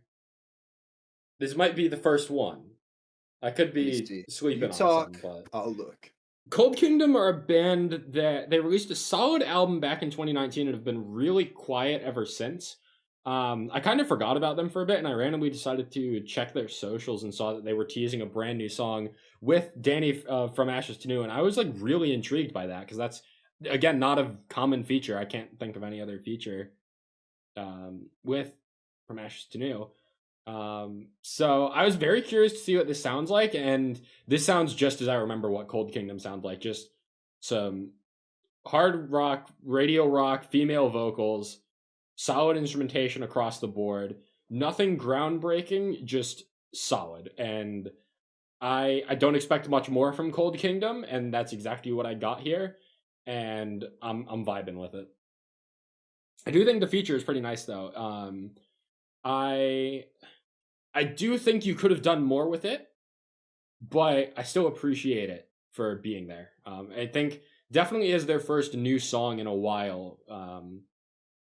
It's a solid song to start building some hype for supposedly an upcoming album later this year, I think. There have been 6 from Ashes to New features. Just for Damn. the record. Is I've it been just me, sleeping. or are the guitars in this song mixed a little low?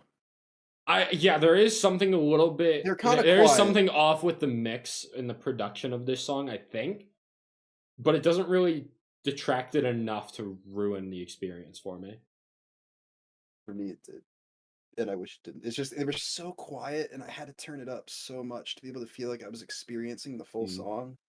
And then I was like, damn, the vocals are really loud in my ears. And then I turned it down, I couldn't hear the guitars anymore, and I was like, shit. I don't know, maybe I'm just going deaf. The other thing I'm kind of like, I think you have a really solid chorus here, and then you fade out where it's like, so criminal. And that kind of ruined the vibe that I was feeling with like how upbeat the chorus was, just slowing it down to such a slow vocal delivery. I don't know. It's a very nitpicky thing. Overall, I still think it's a fine song. Excited to see what Cold Kingdom have coming in the future because they've been a pretty consistent band for me with everything they release. They've never really broken into that like upper tier of like an incredible song. Maybe this album will do it for me. This song didn't. But if Cold Kingdom keeps just dropping some solid hard rock with female vocals, I'm going to keep listening to it. So that's all I got. I think going to a song that at least a lot of us are maybe a bit higher on. Paul Bartolome have dropped their new single Fractures, featuring Dave Escamilla.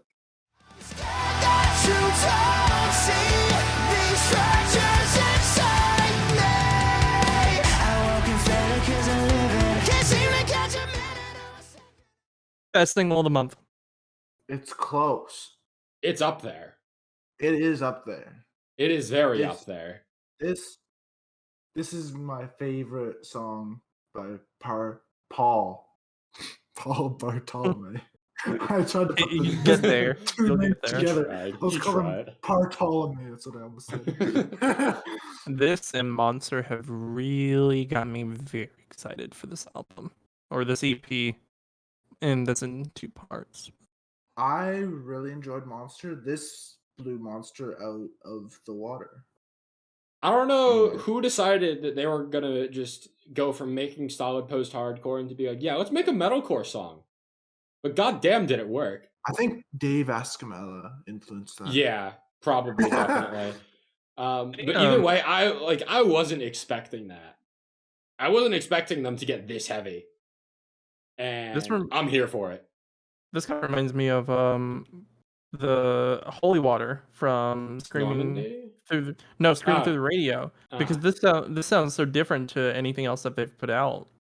Because Holy Water has more of a kind of like a very kind of slower, almost like I don't know the genre of music, but it's very different on that album compared to like most of the album, because most of the album is kind of just your standard like rock and a little bit of hard rock here and there.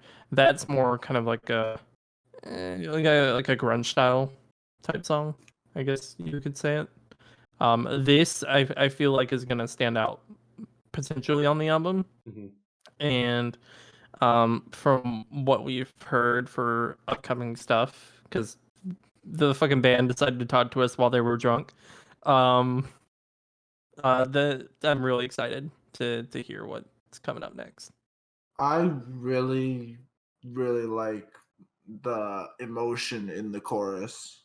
Yeah, definitely. I think it is actually what makes this song for me. I also really like the feature, so I really like that fucking Paul. He got into screaming on this as well. Like toward the end, where like the instrumentals kind of like go into like more like heavier electronic side. Like he also did some screaming in there too. No like on any cleans or anything, but I feel like him adding much more emotion that really drove this song as well and really kind of added to a lot of the energy to it and really helped it. Yeah, I think this song, I wanted to spend more time with this song than I did. I think similarly to the last couple of songs, Blind Channel and Cold Kingdom, this song, and honestly, like the rest of the rest of the singles we have to talk about from this last week of February are all songs that I wish I could spend more time with, but unfortunately reasons. So, yeah. This is a really solid song. This song releases 1 week prior or 1 week later, and I have this on repeat all weekend. Unfortunately, something else took up my entire weekend. So, Yeah. yeah, that's how it be. That's how it be sometimes. But yeah, I'm definitely very excited to hear what this band has in the future. This definitely surprised me when I first heard it in a good way, in every good way. Rain Derek. City Drive. Let's go. New single, Dreams. Fall asleep. I don't wanna see the sunrise. Just tell me why. I still have dreams of waking up with her. This is Weaker the than cutting second it best close. song of the year. Shut up, Jake. How could you? Why would you say that to me? Because That's it's true. This is also very okay.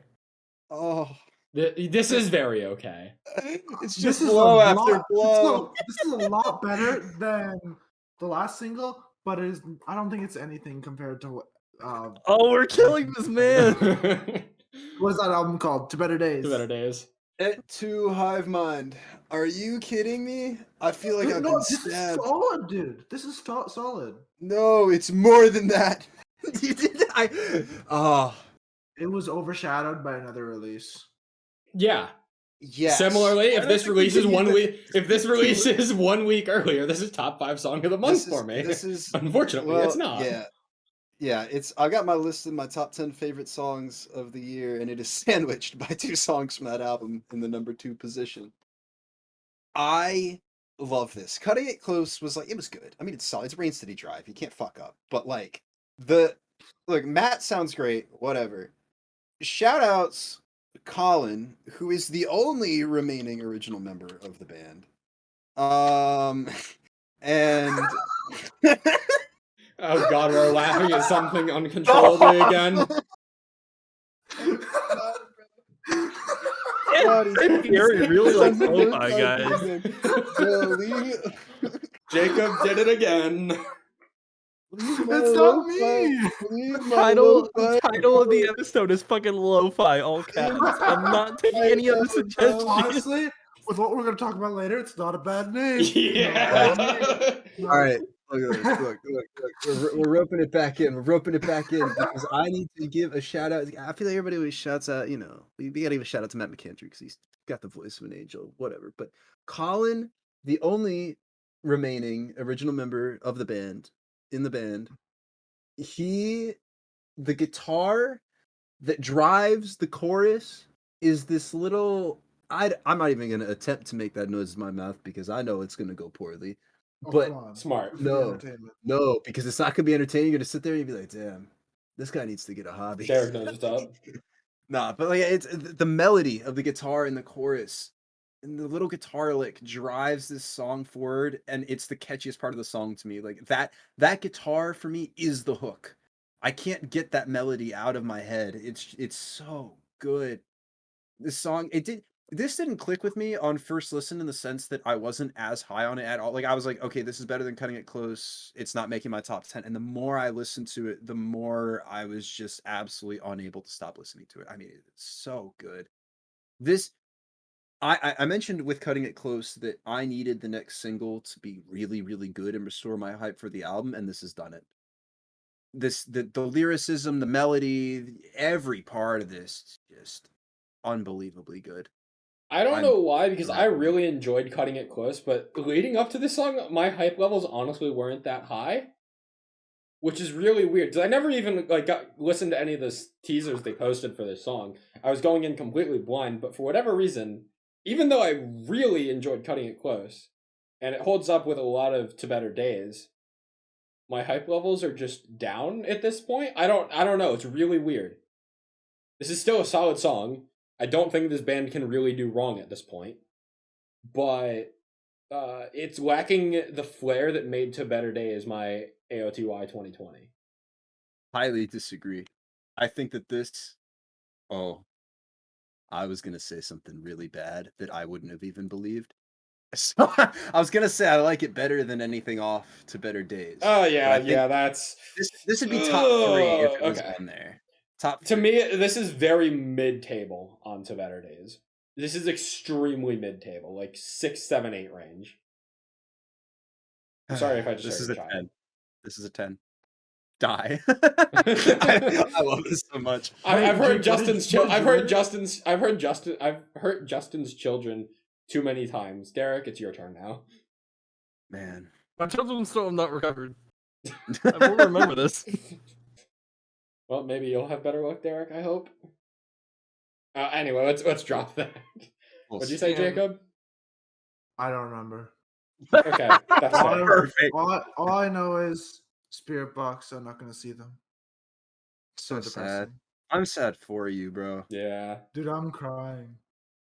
Any Alright, last thoughts next on this song. Rain City Drive song? No? No. Alright. Whether I have dropped a brand new song called Where Did We Go Wrong?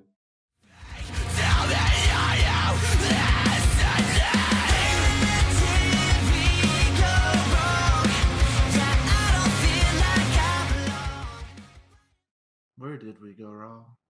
Been asking Starting myself this that the thing whole almost 2 episode. years ago. That's where we went wrong. Facts. Almost 2 years ago. Yeah, it's 2 crazy. How are you guys feeling on this one?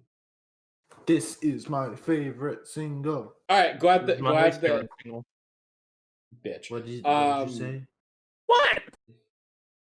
Yo, we can't have cussing in this podcast. Yeah, fuck you.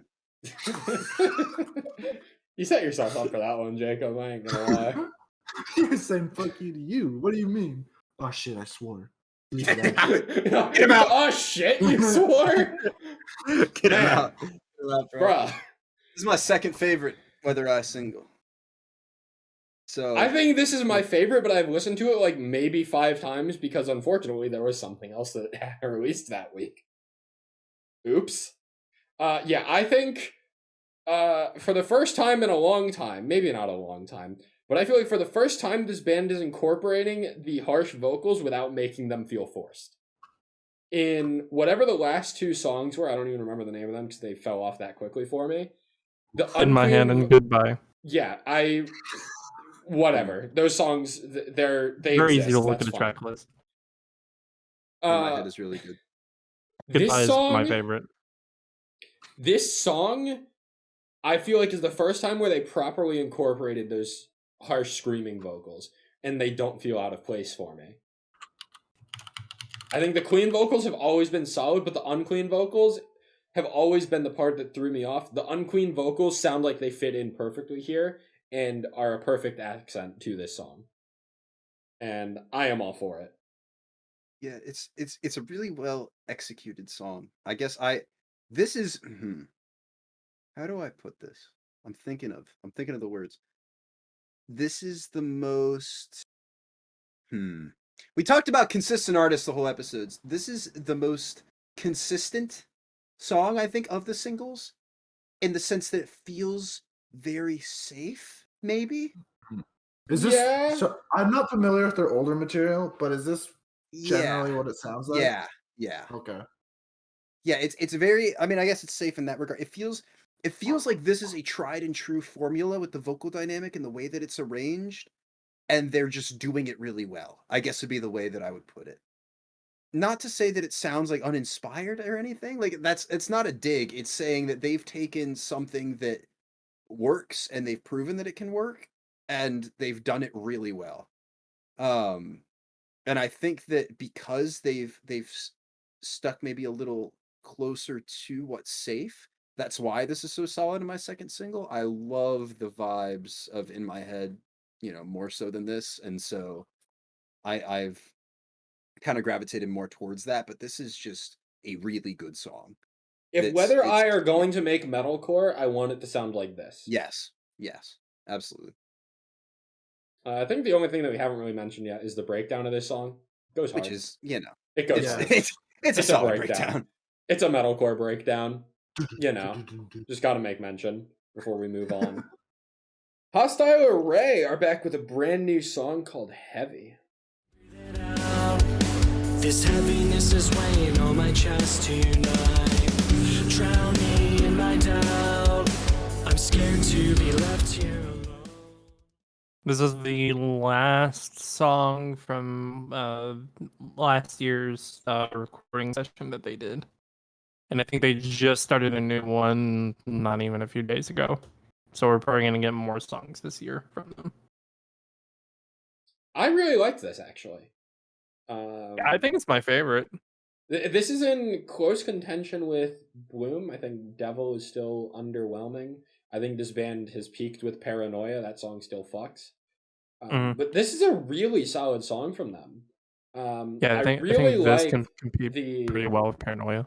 Yeah, I really like the there's a level of emotion in this song, kind of like a Rain City Drive in a way, almost. I don't know if I'm too off base with that. Vibes maybe, sound probably not. Yeah, that's fair. I really liked the chorus in particular in this song, just the melody of it. I got the lyrics written down here. Because I can't let it go. I'm stuck inside my head, hanging on, but I choked on every word I said. The vocal delivery on that and the lyricism, I think, is really solid. Overall, just another really solid song from Hostile Array. I don't have too much more to add. Just solid recommend. I don't think this is really gonna knock your socks off or anything, but if you're looking for more bands that sound like this, Hostile Array are definitely another band to keep your eye on. Any other thoughts, Justin? No, that's said everything I was going to say. All right, dope. Let's move on then. Speaking of bands to keep your eye on, Loveless have dropped their newest single, Killing Time. Still stay petrified. Days, days and nights, but in my dreams is the only place you'll ever be. Name a more consistently phenomenal artist than Loveless. Rain City Drive. Oh. Name two more consistently phenomenal artists. Memphis May Fire, Bad Omens. Archetypes Collide. Name 7 more artists more consistent than Let's see if we go back to last month. Man, look, Against my point. Point being, you really like this song? Future Palace. That's man. Future Palace. That's a good pick. That's a good as fuck pick. Loveless. Garden. Yeah. Oh yeah. Oh. All right, so let's just say that Loveless are a very consistent band. Okay, let's not say they're more consistently good. They are. Let's not say that they are like the most consistent, but they are up there. They're top 3 for me personally. I am contrasting that statement by saying the song was kind of underwhelming. Oh. I agree. Oh. Well, okay. I feel like Justin and I have been on the same page a lot today. I don't like it. It's kind of exciting, actually. This is one of my favorite loveless songs. I like it. We need more Can't war. speak today. I would take like 3/4 of that debut album from last year over this. Okay. I'm not gonna Derek, say help me that. out here. We were at odds with We need to reconvene on With, our opinion of Loveless, because that album was really. God, this is not a hive mind. What is this? Yeah, that's what I'm saying, bro. I No, don't know that's what's very going on normal here. for us. I don't know what you're talking about. That is Yeah, true. yeah. There's always at least one thing that we're split on per episode. I feel like it's been I like guess it has to be. multiple times this episode. Well, look, this might be we've- like the biggest one. Last time we had the hive mind civil war. What is this? This is like the third time we've got off track of trying to talk about this one goddamn song. that's true. We're but killing this is time. a- What are you we're talking killing about? time. Yeah, exactly. Yes, sir. We got to get to 3 hours somehow, I guess. Please no. No, I think I saw this. Yeah, here we go again. I saw this video on Twitter that Julian posted, where he took a pop song that he had been making and turned it into like a pop punk song. And the fact that because I think the pop song that he had been working on was fantastic, but I think it really is a testament to how good at writing hooks this band is, because every chorus is an earworm, I feel like, and this is no exception. Like the melody and the delivery on "It's Too Late, I'll Be Fine When I'm Done Killing Time" is just, from listen number one, stuck in my head. And that makes me want to revisit it, and it just solidifies the song as fantastic with every listen. I don't know. This band is really, really, really, really clicked with me. And, you know, I wanted that album to make my top 10 last year. It didn't. And I was very sad that it didn't, because I feel like it deserved to. And I believe we're getting another album this year. Okay.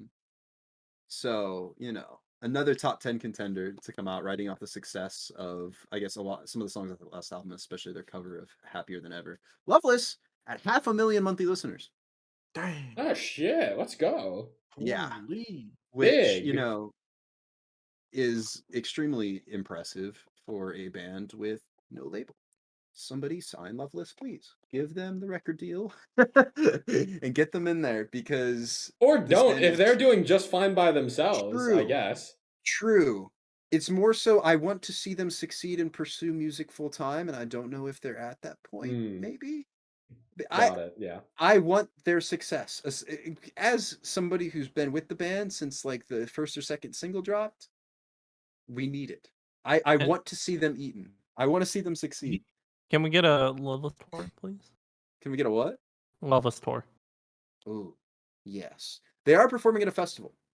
I don't remember which one it That's is, but it'll be that's their not a tour, first- and that's not a Virginia date. That is true. Dude, we're gonna get a tour. They're not gonna Bro. put a Virginia date on it I anyway. don't know You know how that. they- Yeah. I End was- of this song. You know Oh, what? I was yeah. surprised we got the Dayseeker tour. Okay. Poor Jacob. Poor Jacob, bro. I'm trying to talk about the song here. Oh, fuck you. We don't do that around here. Okay, next song. Let's talk about this one instead. I Yes, like the okay. I like the chorus in this. Never mind. I'm trying to Oh, we're a mess tonight. Vibes are There's- so hectic tonight. It's crazy. I know. I didn't really care for this chorus, to be honest. Like, it's fine. Jacob has been trying to say something for the past like 3 minutes, and nobody is letting him do it. It's fine. I'm sitting in my Canadian corner. You shit, Jacob has bro. faded into the background, unfortunately. Yep. Oh, we're not going to the next song yet. I see your transition. We're not No, doing it. we're not transitioning. I'm just faking it. You're killing time. Okay. I was gonna say. Okay, nobody's interrupting me. I was gonna say the vocals layered at the end. Chef's kiss. I have not listened to this song enough to remember that. Oh, it's definitely. I'm missing out, bro. Loveless are one of those bands. Like, I think the way that like a Casket's never really clicked with you, Derek. Mhm. Loveless is like kind of like that for me. Where I like a handful of Loveless songs. I really like a handful of Loveless songs. But at the same time, there's songs like this where I'm like, why you no click? Why? this song, This song should be an earworm for me, but it's not. And I'm frustrated. Me too. Not for the same reason. Yeah. Man, what the fuck's going on, yo? Let's move on. We gotta get done. We gotta get on to the one thing we're all excited to talk about. Yeah. Justin, take it away. Yeah, so new band on the podcast, one that I'm very excited to actually be back. Remember the Monsters with their song Faded. Cause when the lights have faded, I can't take it. Funny, the way that you blame me for... This is actually pretty funny that they follow Julian, because Julian actually used to be the lead singer on this band. He was the lead singer for most of their songs. I think the last song he was the lead singer on was Close Encounters, which was before Loveless blew up. That was back in 2019. This actually has the lead vocalist of Actual Villains. I don't know if we talked about them, but it was a band that turned into a single act. One guy that just went by the name Actual Villains. He is the new vocalist now. I don't know. Yeah, I remember I liking what was the song? Void, I think was the Void- song that I really Void liked. was good. There were some others that was really good from him. I'll think I about felt them like later. the voice sounded familiar on the song, but I couldn't put I a name know to it. I thought about it too, and it was throwing me off. And then I actually saw Actual Villains post on Instagram, and like after about 6 months, and he said new music and posted the song. I was like, what the fuck? It clicked to me because this song is good. Like it's really good. This song is solid. Again, similar to Loveless, it's like a good song, but doesn't really have much replay value for me. Like there isn't a lot that makes me want to revisit this, but it's good. It's kind of got like a child's first Breaking Benjamin almost. No, 3 Days Grace. I was torn between like the two sounds. I think I can But- kind of get that because this feels very much just hard rock to me. Am This I off base?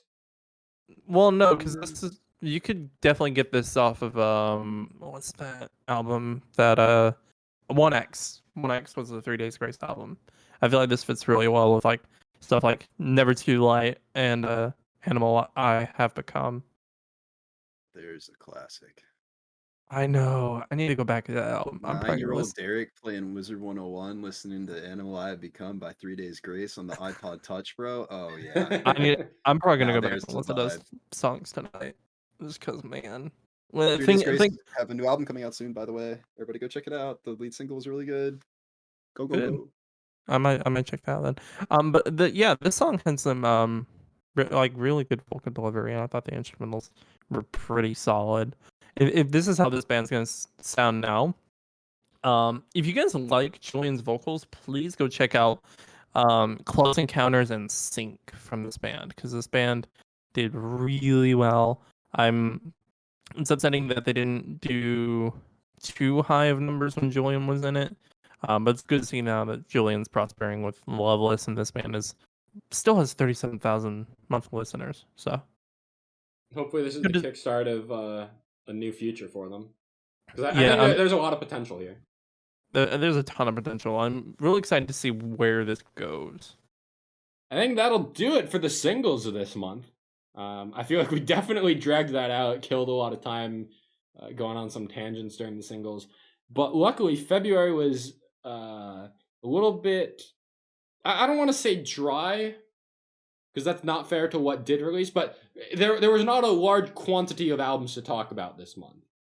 Let's put it that way. So I guess let's just jump right into it. We got one EP to talk about this month. The debut EP from Lightwave, Dark Cycles. We're just waiting for the night to take us. We talked about Fake and Grudge in the past two episodes, past two monthly recaps. This EP was very pleasantly surprising for me. I'm sorry I said the thing. Guys, he said the thing.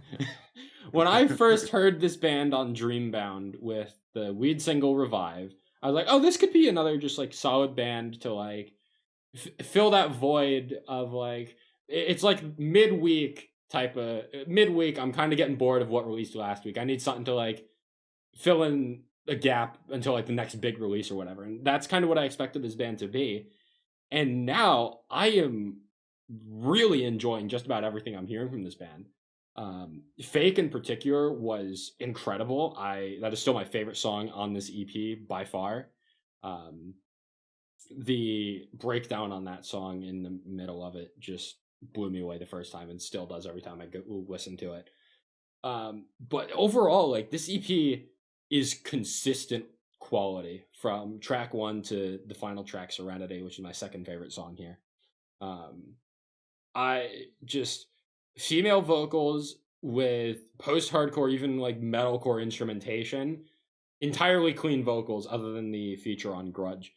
And I think that's a sound that I almost wish I got to hear more, with just that kind of brutal instrumentation over clean vocals the entire time. I feel like if you lean that hard into the instrumentation, you generally bring in the harsher vocals. But so this sound, it was a little bit of a refreshing sound for me. And I think you guys know that I'm very obsessed with like female vocalists in rock and metal. That's kind of been something I've really been attaching to over the past like year or two, with bands like Rivals, As Everything Unfolds, Conquer Divide, Hot Milk, etc., etc. The list goes on. Lightwave, Spirit Box, yeah. I didn't want to mention it again, but I think Lightwave are another one that I can just add to that list of like another really solid female-fronted post-hardcore adjacent band, whatever you want to define this band's genre sound as.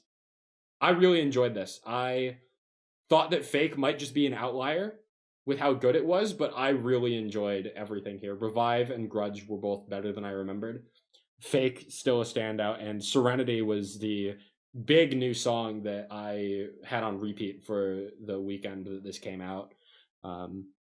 Particularly with the kind of anthemic vocals in the bridge where it says, "We're just waiting for the light to take us," and then you get like the woes in the background that are just... It's a fantastic song. There's really good melodies, really good vocal delivery all across this EP. I'm a fan. I don't think I have too much more to say. This band sounds... I mentioned it. I tried to make note of it before I got to the I know, feature. yeah, But yeah. the instrumentation sounds so much like Our Hollow, Our Home. Like the guitar tone and everything. It's crazy. Huh. It's I don't see legitimately... that. I don't see that. Interesting. It does sound familiar, but I don't think it's that for me. I mean, I say that it's not like they're Our Hollow, Our Home knockoff. Yeah, I know. But yeah, no, it was very distinct for me. I think I can't remember if it was Revive or Damage that really made me make that connection. But now this was really, really solid. Fake had me interested. I didn't end up saving anything off of it, but I listened to it all the way through, and I'm like, damn, good EP. I haven't listened to a lot of EPs this year, but this... I don't want to say this is my favorite EP of the year so far, but it's like top 2, top 3 for sure. Will it stay that high throughout the rest of the year? Time will tell. But I think this EP has had a lasting impact on me early on this year that other bands are going to have to fight for that spot, I think. I don't know if there's too much more to say here. I think realistically this is a band that more so I'm just really digging. Trying to get you guys more into them as they release new stuff. But for a debut EP, really solid. Excited to see what this band has in the future for sure. That's it for me, is that like the fact that this is a debut EP, I want them to evolve their sound. This has done the same for me as, you know, normally we'd get like a single and it's like, okay, well, I'm intrigued for the album. I've got the EP, and even if I don't love it, I'm still intrigued to see where the band goes. Yeah. I want more Lightwave material. So I would consider this EP a success. And you know, I'll consider that a success for me as well. To get you at that point after a debut EP, I'll take it. Mm-hmm. I'll take it. Let's move on to our 3 albums for the month then. Starting out, we have the new album from As It Is, I Went to Hell and Back. Please just tell me everything's gonna be alright. I'll let you break your promise. You can tell me lies. Oh boy, this is gonna be spicy. Before we start, I just want to say that I think the naming scheme that they went with for this album is interesting, where every single song starts with I in some way or another. I don't know. It's one of those small details that doesn't I didn't even see really that. matter. They did the But same I think thing it's with a the cool last touch. album, Oh, where did they they? started every song with the. Huh. Yeah. Interesting. So Either way, it's a little touch that doesn't really change like the music at all. but Jacob, something you will that I appreciate. eventually get something out Jacob, of now's it. your time. it's okay. As the Great Depression enjoyer, and it was actually Yup. my introduction to this band. It's a little disappointing, actually, I'm with you. because that album was honestly one of my introductions to like pop punk at the time. Mhm. It's not, and this is not great. It's really disappointing because that album was so good, and I haven't listened to it in a while, but Yep. I remember enjoying it so much at the time. And then when I go through this, I'm just like, all right, can I get to the next song? Oh, the next song sucks too. Yeah. I actually found myself really enjoying this on first listen, and then basically only went back to one of the new songs, like after that first day, which is "I'm Gone." All the other new songs on here, like I think they're fine, but they really don't add a lot for me. "I'm Gone" is the one standout that I really dig the synth electronics and the melody of the chorus. I really appreciate, but otherwise, yeah, songs like "I'm Sick and Tired" or "I Hate Me Too," like they're fine, but I don't feel like they're doing anything that different from other songs on this album. And I think maybe the fact that it's a 14-song album isn't helping. 14-song album with no interludes. Yeah. My- Well, I mean, I kinda consider "I'd Rather Die" and "I Die 1,000 Times" as like budget interludes in a way, where they don't really build up ever. They're very low key, which actually I think one of the only pieces of like criticism I have about this album is that I think you switch the placement of those two songs. If you place "I Die 1,000 Times" after "I Don't Care, I Can't Take It," I think that makes a lot more sense than where it is. And then I think you place "I'd Rather Die" after "I'm Gone," and I think that also makes more sense there. There's probably a reason why the track listing is like that, and I'm just a simpleton that doesn't get it. That's perfectly fine. But yeah, I think I'm kind of with you guys. Like, it was a good first listen, but I generally am a little underwhelmed. So here's my thinking on the album. I actually really liked some of the songs on here. I didn't save anything though. And I feel like that's because a lot of what this album is, like instrumentally and like lyrically, I could get back in the Great Depression and okay. Like you get rid of the naming scheme, you switch the album art all the way back to their 2017 album, okay. It almost would sound like the same. And this Yeah. band is consistent in what they do, but I feel like there needs to be some sort of change. We got a really good sound change in threes, where Banger song. they actually played around a lot with that formula and sounding different, and that's probably like one of the more unique and better songs off this album because of it. Yeah. Um, IDGAF in threes and "I Miss 2003" are the best three songs here. I also really like the closer. The closer is really good. I went to hell and back. As well as I Die 1,000 Times. I miss 2003 just because of the nostalgia factor from everything, but I feel like that's what it was made for. Because I'm an overanalyzer, I did go back and try and see like what the track and listing is for. And I'm pretty sure it's like just all one simple mental breakdown of like just like talking to yourself, trying to talk yourself through like rough situations, which makes sense because like 2021 and 2020 were like fuck all years. Mhm. Yeah, that's No, one way to put it. It's probably just like the broken mental stability, where it's just like you're trying to fight through the pain and like going back to like reminiscing the past, thinking of what you used to have. That's probably what I Miss 2003 is, where it is. I don't know if that probably explains how the album was made. I didn't go into that, but I would like to do that sometimes where I overanalyze how songs are, and it's fun to think about, some interpretations. But all in all, I was not impressed by this album. I feel like the Great Depression did a lot of stuff better. And again, you put this up with fucking Hey Rachel from OK, and Hey Rachel could go on this album, or this entire album could fit on that 2017 album, and I feel like that's a problem if that Yeah. album's 5 years ago.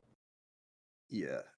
The Great Depression had a lot of good sound changes, and this feels like they're going backwards. I will say, there was some point in this album, I don't remember whether it was I'm Sick and Tired and I Want to See God, or I Hate Me Too and I'm Gone.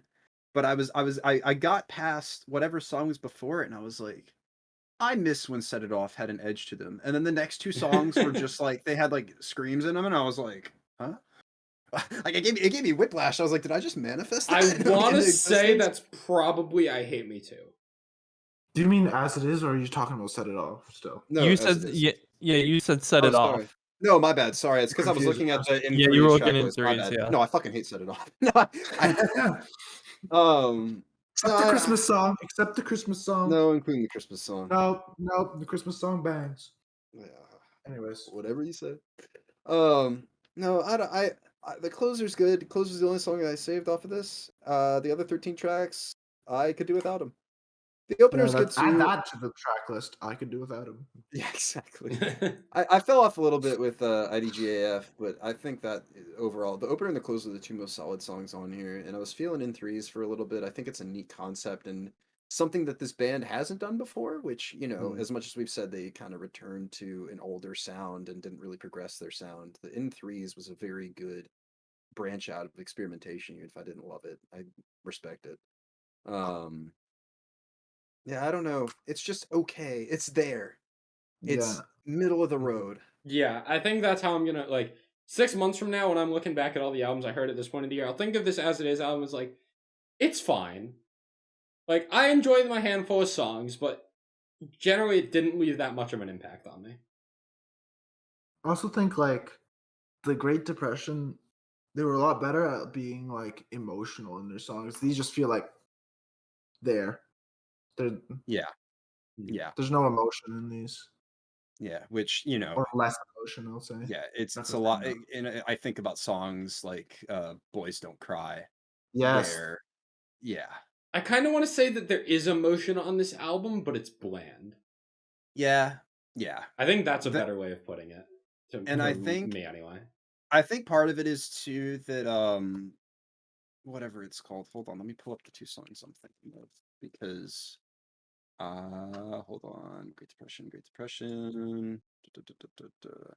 Yeah, the Great Depression and the Stigma, Boys Don't Cry, were two songs that I felt I have a lot of emotional attachment to because of what was going on in my life at the time. And so not only I think so as well for me. Yeah, and so it's not only that they were emotional songs to begin with, especially the Stigma, but I was going through it at the time, and so I have a very deep emotional connection to those songs, and so I want to have or be able to feel that same emotional connection with this album, and I don't. So if they're not really progressing their song or sound, and I don't get that same emotional attachment, it's okay, well, what's the point? Why am I listening to this? So what I'm gathering from this is that I need to go back to their previous albums because I haven't heard any of it. So the album art of the Great Depression is accurate, though. Their sound goes down. After that, yeah. No, as it is, stocks are plummeting. No, it's a flat line. It's the problem. Yeah. Overall, I mean, if you like pop punk, you'll like this As It Is album. Yeah, if you've never, it's just it's there. It exists. It's a pop If you punk think album. pop punk is fine, this album is going to feel fine. Yeah. The good thing about this is that if you like this album, you have plenty of material to go back to, because I'm pretty sure even their 2015 album sounds exactly near the same. Yeah, it does. So it's if you like this song, great, you can actually really like this band. But it's it's time for a shakeup. I'm ready to see them dive into different themes and sounds. Does that take us to our next album then? Yes. Let's talk about one of the most interesting bands that I have discovered in a hot minute. Bloodywood have dropped their debut album, Rock Shock.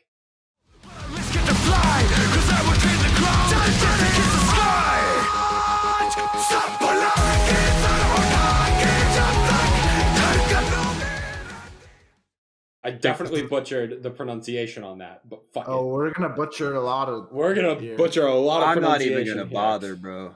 Jake, this is the first time I'm looking at this band's album list in the playlist. What the fuck did you add? Out. You're missing out, Justin. Yeah. Yeah, you are. Really interesting.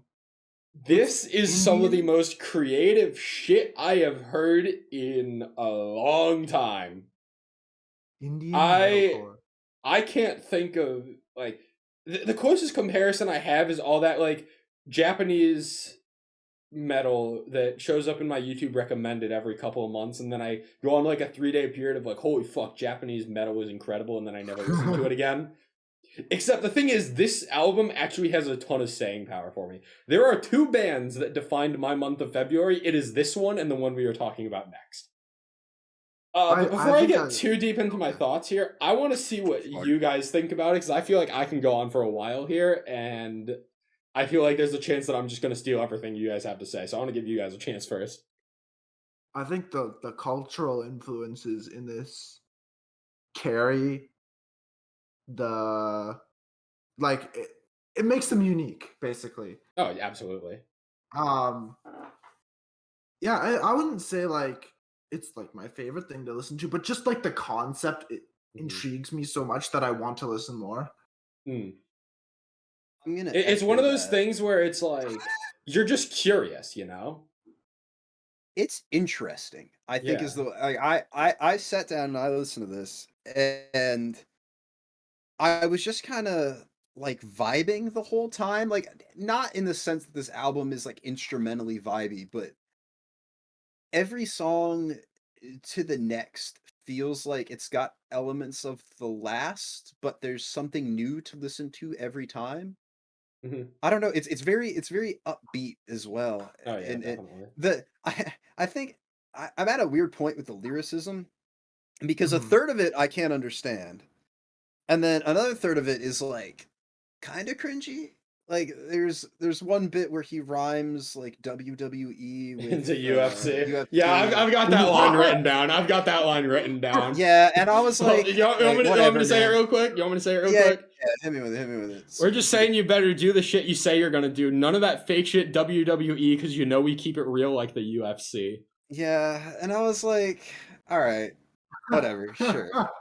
But honestly, that's not the worst lyric I've heard. You've got another third of this album, which is talking about like economic inequality between like classes. I can't remember what song it is on here, but there's one that is just entirely about like finding rapists and beating the shit out of them. Yeah, that's Dawn of Dawn. That's Dawn of Dawn. Yeah. And then I didn't write down the opening lyric of that one, but I'm pretty sure it's something like I punch the skull of a rapist or something like that. Yeah. And then BSDK. Yeah, the BSDK.exe. I read somewhere that the BSDK thing is like it's an abbreviation for some Hindi insult, and it's like calling women whores or something like that. And then the song is about like, I don't want to say like treating women with respect, but it's something. Are we talking about music anymore? What the fuck is going on? It's like half of this is like I've not had a it's chance just to like listen to this. It's just like surface level stuff, and the other half is like talking about complex social issues and like fighting injustice. And I was just like the whole way through, I'm sitting here like, this is so interesting. I can't stop listening to it. Yeah. You know, it's so captivating. Yeah. I don't think I'm going to listen to this ever again outside of this month. Like, I'm going to be honest. But for the, like, 2 times that I went through and sat and listened to it, there's not, like, a bad song on here. And it's all just, it's so different. And I'm really glad that this album, at least, like, to some extent, has found success to the point where it's reached, like, English speaking channels, because Yeah. I know for a fact that there are a lot of bands out there like this that wear their cultural influences on their sleeve that we just don't know about because they're, when was the last time that we heard Indian folk metal or Indian metalcore? We haven't. Indian right? folk rap metalcore. Would we have boy. ever sought this out on our own if this did, like, what you think any of us are going out there like, you know what, I want to hear top Indian folk metal 2022? Like, nobody none of us are going out there, but the fact that this is I want more bands like this, because there's got to be a lot more. Gimmick's not the right word, but you know what I No, mean, it's like not for a them it's gimmick. like a flute, but it's Very cultural influence. yeah, it's Yeah. culturally influenced, and there are a lot of cultures out there that are definitely making this music that we don't know about because we live in America, or even like people in Europe who are. Canada. It's more like Eurocentric metalcore. You know, I want more like this that has that cultural influences because it's so new and fresh. And to give those bands like an Absolutely. international stage, I think it'd be really, really cool. So this is a really, really cool album that I would recommend hearing at least once. It is perfectly fine if you never go back to this album after listening to it the first time. Yeah, yeah. But you at least need to give this a chance to just experience it. This is like an album that needs to be experienced, I think. Yeah, for sure. Like, I think at the end of the year, I doubt this makes my top 10, given what I know is coming out this year. But if there is any album outside of my top 10 albums of the year at the end of this year that I want to recommend people to at least give a chance, it is probably this one, just with how fresh and creative and unique, and like as we've been saying, like there's a lot to unpack here that I think is really cool. Is there anything else that you guys want to mention before I kind of dig deep into why I fuck with this album hard? Go ahead. Good. All right, so the best 3 songs on here, in my opinion, are the first 2 and the closer. Godar and Aj are fucking nuts. I think particularly that opening riff on Godar is just crazy. And then I think it's actually a really solid opening track too, because the translation of the first words on that song are "I greet you in Urdu, I greet you in Hindi," which is like a cultural reference. And then like they start getting into like all the political references that they're going to mention. The first lyrics that their rapper says in the entire album is, "I see a state turning to faith, fate turn into hate, hate turn into votes, votes turn into notes." And those notes are what they talk about on the rest of this album in songs like Donna Don or Yacht or BSDK.exe or whatever. Machi Vasad too as well. There's just so much to unpack here. Like I almost don't know where to start. But Godar is just a sick song. Aj is maybe a top 5 song of the year for me at this point. The opening riff on that song, and then the vocals, the vocal delivery of their rapper. He does like a bit of just like regular singing in Aj, which I really like. It doesn't work on some of the other songs later in the album, but on Aj particular, I think his voice really works. And then that chorus is just an earworm. It's like, it feels like there's a lot of like all the Japanese rock metal bands that show up in my YouTube recommended every couple months that I fuck with for a few days and then never go back to are like, they're cool, but I don't know, the point I'm trying to make, that was definitely very confusing, but the point I was trying to make is that the chorus of Aj feels like a typical structure of an English spoken metalcore song. Whereas a lot of other non-English speaking metal bands that I've heard over the years, typically Japanese metal bands, those choruses don't feel like they have that same structure that I grasp to in a way.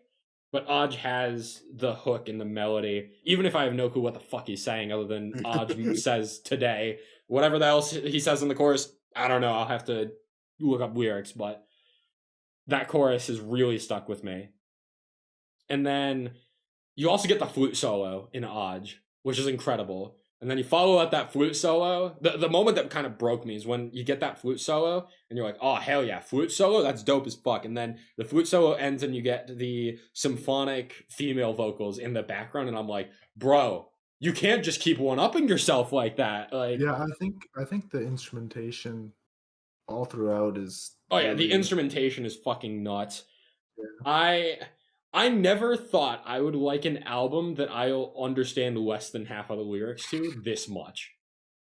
I'm just thinking back to that Frenia album from last year, where there's like those 3 songs that are in Serbian, and that ruined that album experience for me in a way, just because it threw off the vibe. You mean broke it up? Broke it up, yeah. Made it better. It broke it up and made it worse, in my opinion. But this song, like, I don't understand what Frenia is saying, and it makes it worse. I don't understand what this band is saying, and it makes it better. The logic doesn't make sense, but fuck it. I think Machi Basad is great. I really dig the chorus there. Donna Dawn is also just fucking brutal. Jivarai is very uplifting.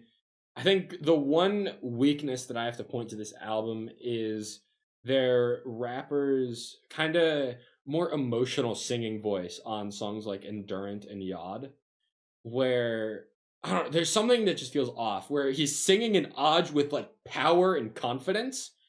Mm-hmm. And then when he gets more mellow, particularly in Yod, it just doesn't come off the same way to me.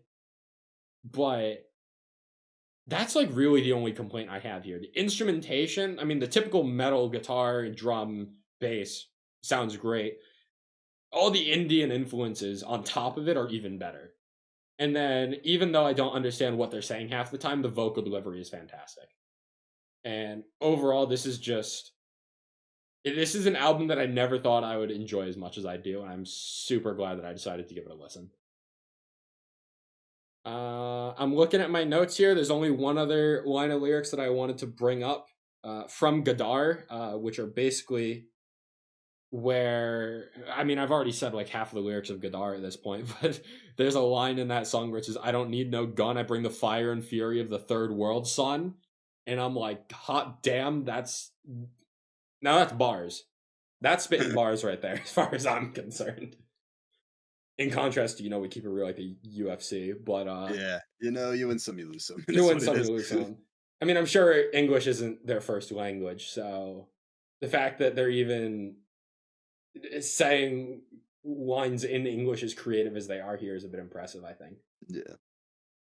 Highly recommend this album. That's all I got, though. And I think that's probably all that you guys have as well. So it is time that we talk about the album that we have been alluding to all episode. Oh, God bless. Actually, before you can go ahead, I want to see. I'm gonna check all our plays on this. How many times have we listened to this album in the past week and a half or so? All right, well, Jake's aren't on there. All right, I'll find it for you. Hold up. Oh, I'm beating Jacob by 9 plays. Let's go. 9 plays. And Jacob and I together have listened to the songs off this album 1,000 times. So okay, so we already crossed the 1,000 barrier without me. Yeah, and then we've got Justin at 82. Hello. Hi, Justin. All right, let's cut the bullshit. Let's cut the bullshit. Yeah. Bad Omens and their album, The Death of Peace of Mind. I can't wait for years if I go, even though I ain't getting over you. And I have to make a note, we have another special guest returning. Oh, that's from our October episode. Hi, it's me again. Hey. She Welcome has seen back. Bad Omens live, I have. and she has played the album at the bubble tea store that she works at on the Let's go. speaker throughout Let's the go. day on repeat. And all her customers do not like it. I respect the effort. And the attempt. Preach. Ew, It's a good fuck the word. Customers. Fuck the customers. That's for real. Do what you got to do. Oh man, So where do we start with this behemoth of an album? I don't even know. I guess. Do you want to start with the opener? Like, is that really where we go? Because I don't know. There's so many things. We're just that- gonna do it track by track. Like what? Well, I don't know how to approach this, y'all. I'm gonna be honest, because there's a Yeah. lot here to unpack. Okay, actually, no. Here's I'm executive decision. Everybody, your top 3 tracks off this album, starting with Jake. Go. Wait, in order? Yes. Like 1, 2, okay. Yeah. The Death of Peace of Mind Like a Villain, The Gray. You're putting me on the spot, dude. I don't know. Take Me First, Just Pretend, The Gray. Okay. I'm gonna say Just Pretend, Bad Decisions, somebody else. You go first. What? Oh, my list is very similar to Jake's. It's basically Death of Peace of Mind, Like a Villain, and Bad Decisions. Yes, we'd love to see Bad Decisions there. This is hard, dude. That sounds like a you problem. You're I'm thinking too gonna much of say this. You got Just this. Pretend, The Death of Peace of Mind, Concrete Jungle. Wow. Ooh, some Concrete Jungle appreciation. Is that where we start talking about the songs then? Because it is the opener. I think we do, Yeah. and actually, because Jacob's got it as his Discord status, so I want to hear. True. It's been twice actually. I've updated. Yeah, it twice. exactly. What makes that top 3 for you? Oh, just the ending. Oh, okay.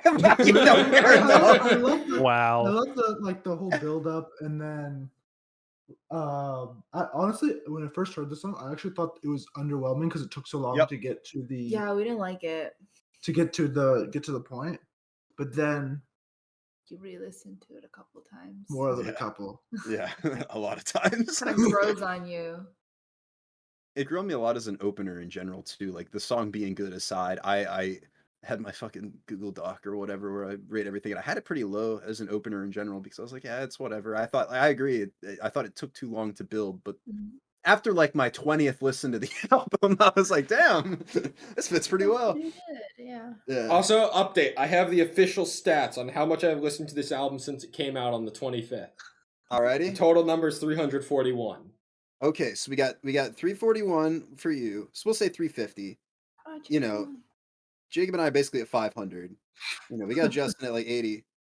So between Wait, the 5 of Justin's us at here, yeah, That's 80. actually impressive, honestly. Yeah, that's more than I thought.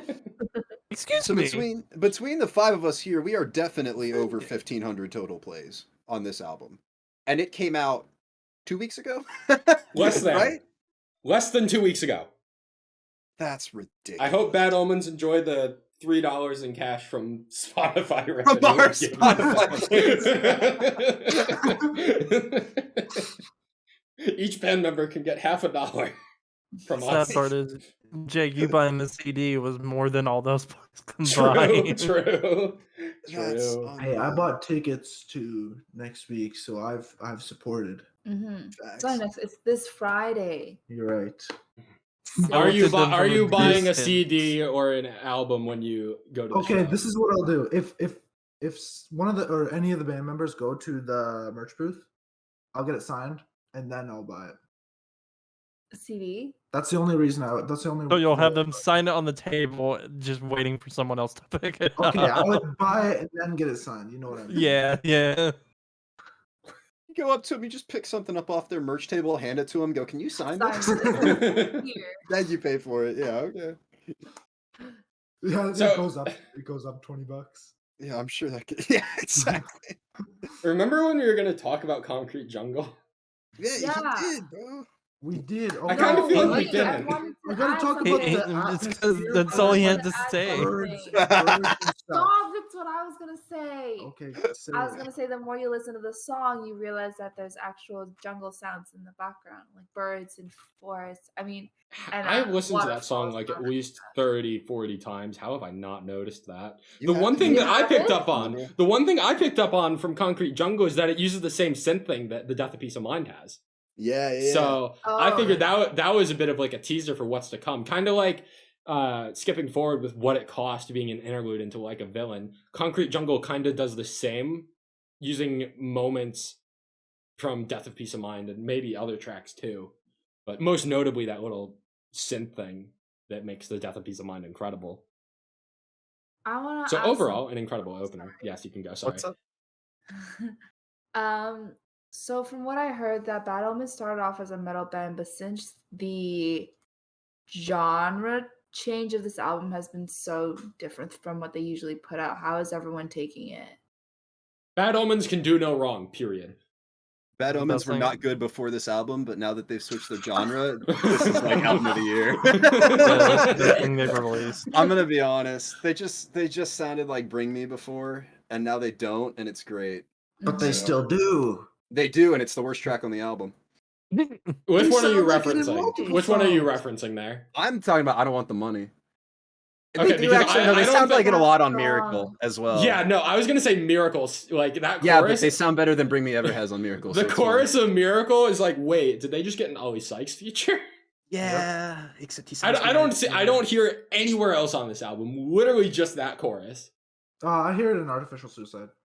Yeah, well, that's crazy. Another song that shouldn't be on the album. Oh, That's nuts. lovely. Wow. Ah, There's some Cringe. compliments here. Look, I'm the designated vibey one of the podcast. All right, I like my lo-fi shit and my emo rap Oh.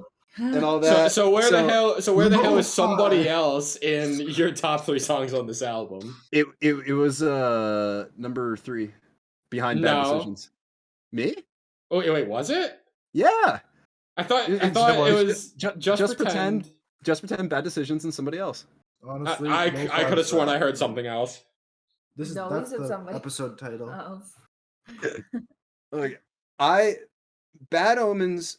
I think this is only achieved because Noah's his clean vocals have improved so drastically, even since They the were last good on album. the last album.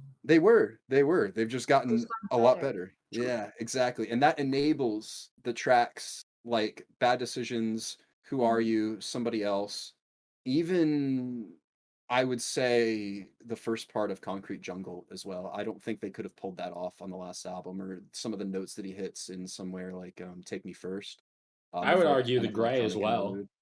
Yeah, I mean, there's just the vocals on this album are so impressive all the way through. The production is nuts. Shout out The Eric production Ron. is insane. Yeah. Yeah, Eric Ron is a genius. I think he also did the mixing on Limits when that dropped. But yeah, the amount of production notes, even like y'all were mentioning before with the jungle noises in Concrete Jungle, to the electronics in Take Me First, the synth and Death of Peace of Mind, everything in track 7 through 11.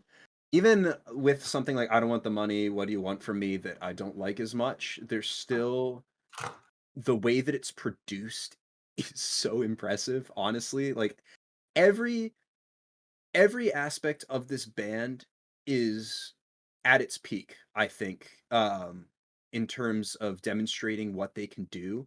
And I think that Eric Ron's production puts that bow on top of it that makes this the album that it is. Like those electronic and finishing touches and production notes, I don't think this album is the same without them. I don't, with the amount of vibey things that are on this, how do you guys feel about tracks 12 through 14 being on the album? Not as like songs, but just with them being here, with I Don't Want the Money, What Do You Want From Me, and Artificial Suicide being, I know would say, that probably the you heaviest ones. you made the case that this album would be better if it was just somebody else into Miracle, Yes. and I think that works. I still I believe it. That's my also- playlist. That's my playlist. I also think that God, it's so hard. It's not hard for me. fuck. Take them out, and it's a much better album. Thanks. I really enjoy I Don't Want the Money. I think What Do You Want From Me got fucked over by being a single. And then I Yes. think Artificial Suicide and Miracle are almost interchangeable as closers. Mm. Because I think Artificial Suicide could be a fantastic closer to this album in the way that it ends like into the white noise, but like the word noise gets cut off. I think that would be sick to end this album on. I also think it's sick the way that Miracle wraps this album up. I wasn't So I'm sold conflicted. I wasn't sold on Miracle as a closer. It feels, I don't know. There's not really, I don't feel like there's a song on here that's like closer material. Maybe that's just me. Probably is. Concrete sorry, Jungle I- has more opener energy than Miracle has closer energy. Is what I'm getting. Yes. I just want to add in a little something. Jacob craps on me for this on a daily because I'm the person Sounds about right. who You're gonna hate doesn't her. I know what like she's gonna say. Oh I no. don't like to listen to songs in order. I shuffle them. So when you guys say something opening, something closing, probably the first 2 times I listen to the album, it's in that order. But other than that, it's just what's next. Surprise me. She's I mean, yeah, I'm kind of the same, but kind of not. Oh, you two are monsters. It's You know, I'm kind of the same because like when, It's a but the thing shuffle. is, Yeah. I don't put it in shuffle. I usually just look at the playlist and I just analyze which one do I want to listen to next, and then I'll just play that one or add it in the queue or whatever. But then there's the other part of me where it's like I add all the new songs into my playlist. So I listen to Concrete Jungle, into Nowhere to Go, and to Take Me First, and then I get to Bad Decisions in my playlist, and I'm like, wait, fuck, I'm missing The Death of Peace of Mind. Shit. And then I need to open up the album and listen to those tracks. I mean, that's not always, like, the first couple of days especially, it's like, when I go from Take Me First into Bad Decisions, I feel like I'm missing out on the experience on this album. Big time. Okay. See, Okay. no, I'm gonna support her on this one in particular Thank because I think that outside of like what it costs People into are like a villain insane. and maybe Who Are You into somebody else, there aren't the songs on here could Concrete No, Jungle isn't This is the strong hive enough mind. of an We have opener. order here. We have order in the hive mind. No, because look, Concrete Jungle is a good opener and a strong opener. It is not strong enough in the same vein as maybe a To Better Days by Rain City Drive, where it has to Don't be you at like the start. numbers anymore? One comes after two, two comes after three. I actually want Carry to on. Well, because look, the opener and closer aren't definitive enough as openers and closers to No, justify Concrete Jungle having is. them in the shot. I don't think so. I don't think it is. It's a good opener, but I would support the shuffle. I didn't shuffle this album once, but I would support it. Like, it makes sense, and I think it's just because of the nature of the variety on this album. I think that Podcast members with Oh, it's just shufflers. general. Yeah. Oh, well, now that I can't support you on. Agents I of don't Chaos. fuck with that. I don't fuck with that. Dirty It's just, shufflers.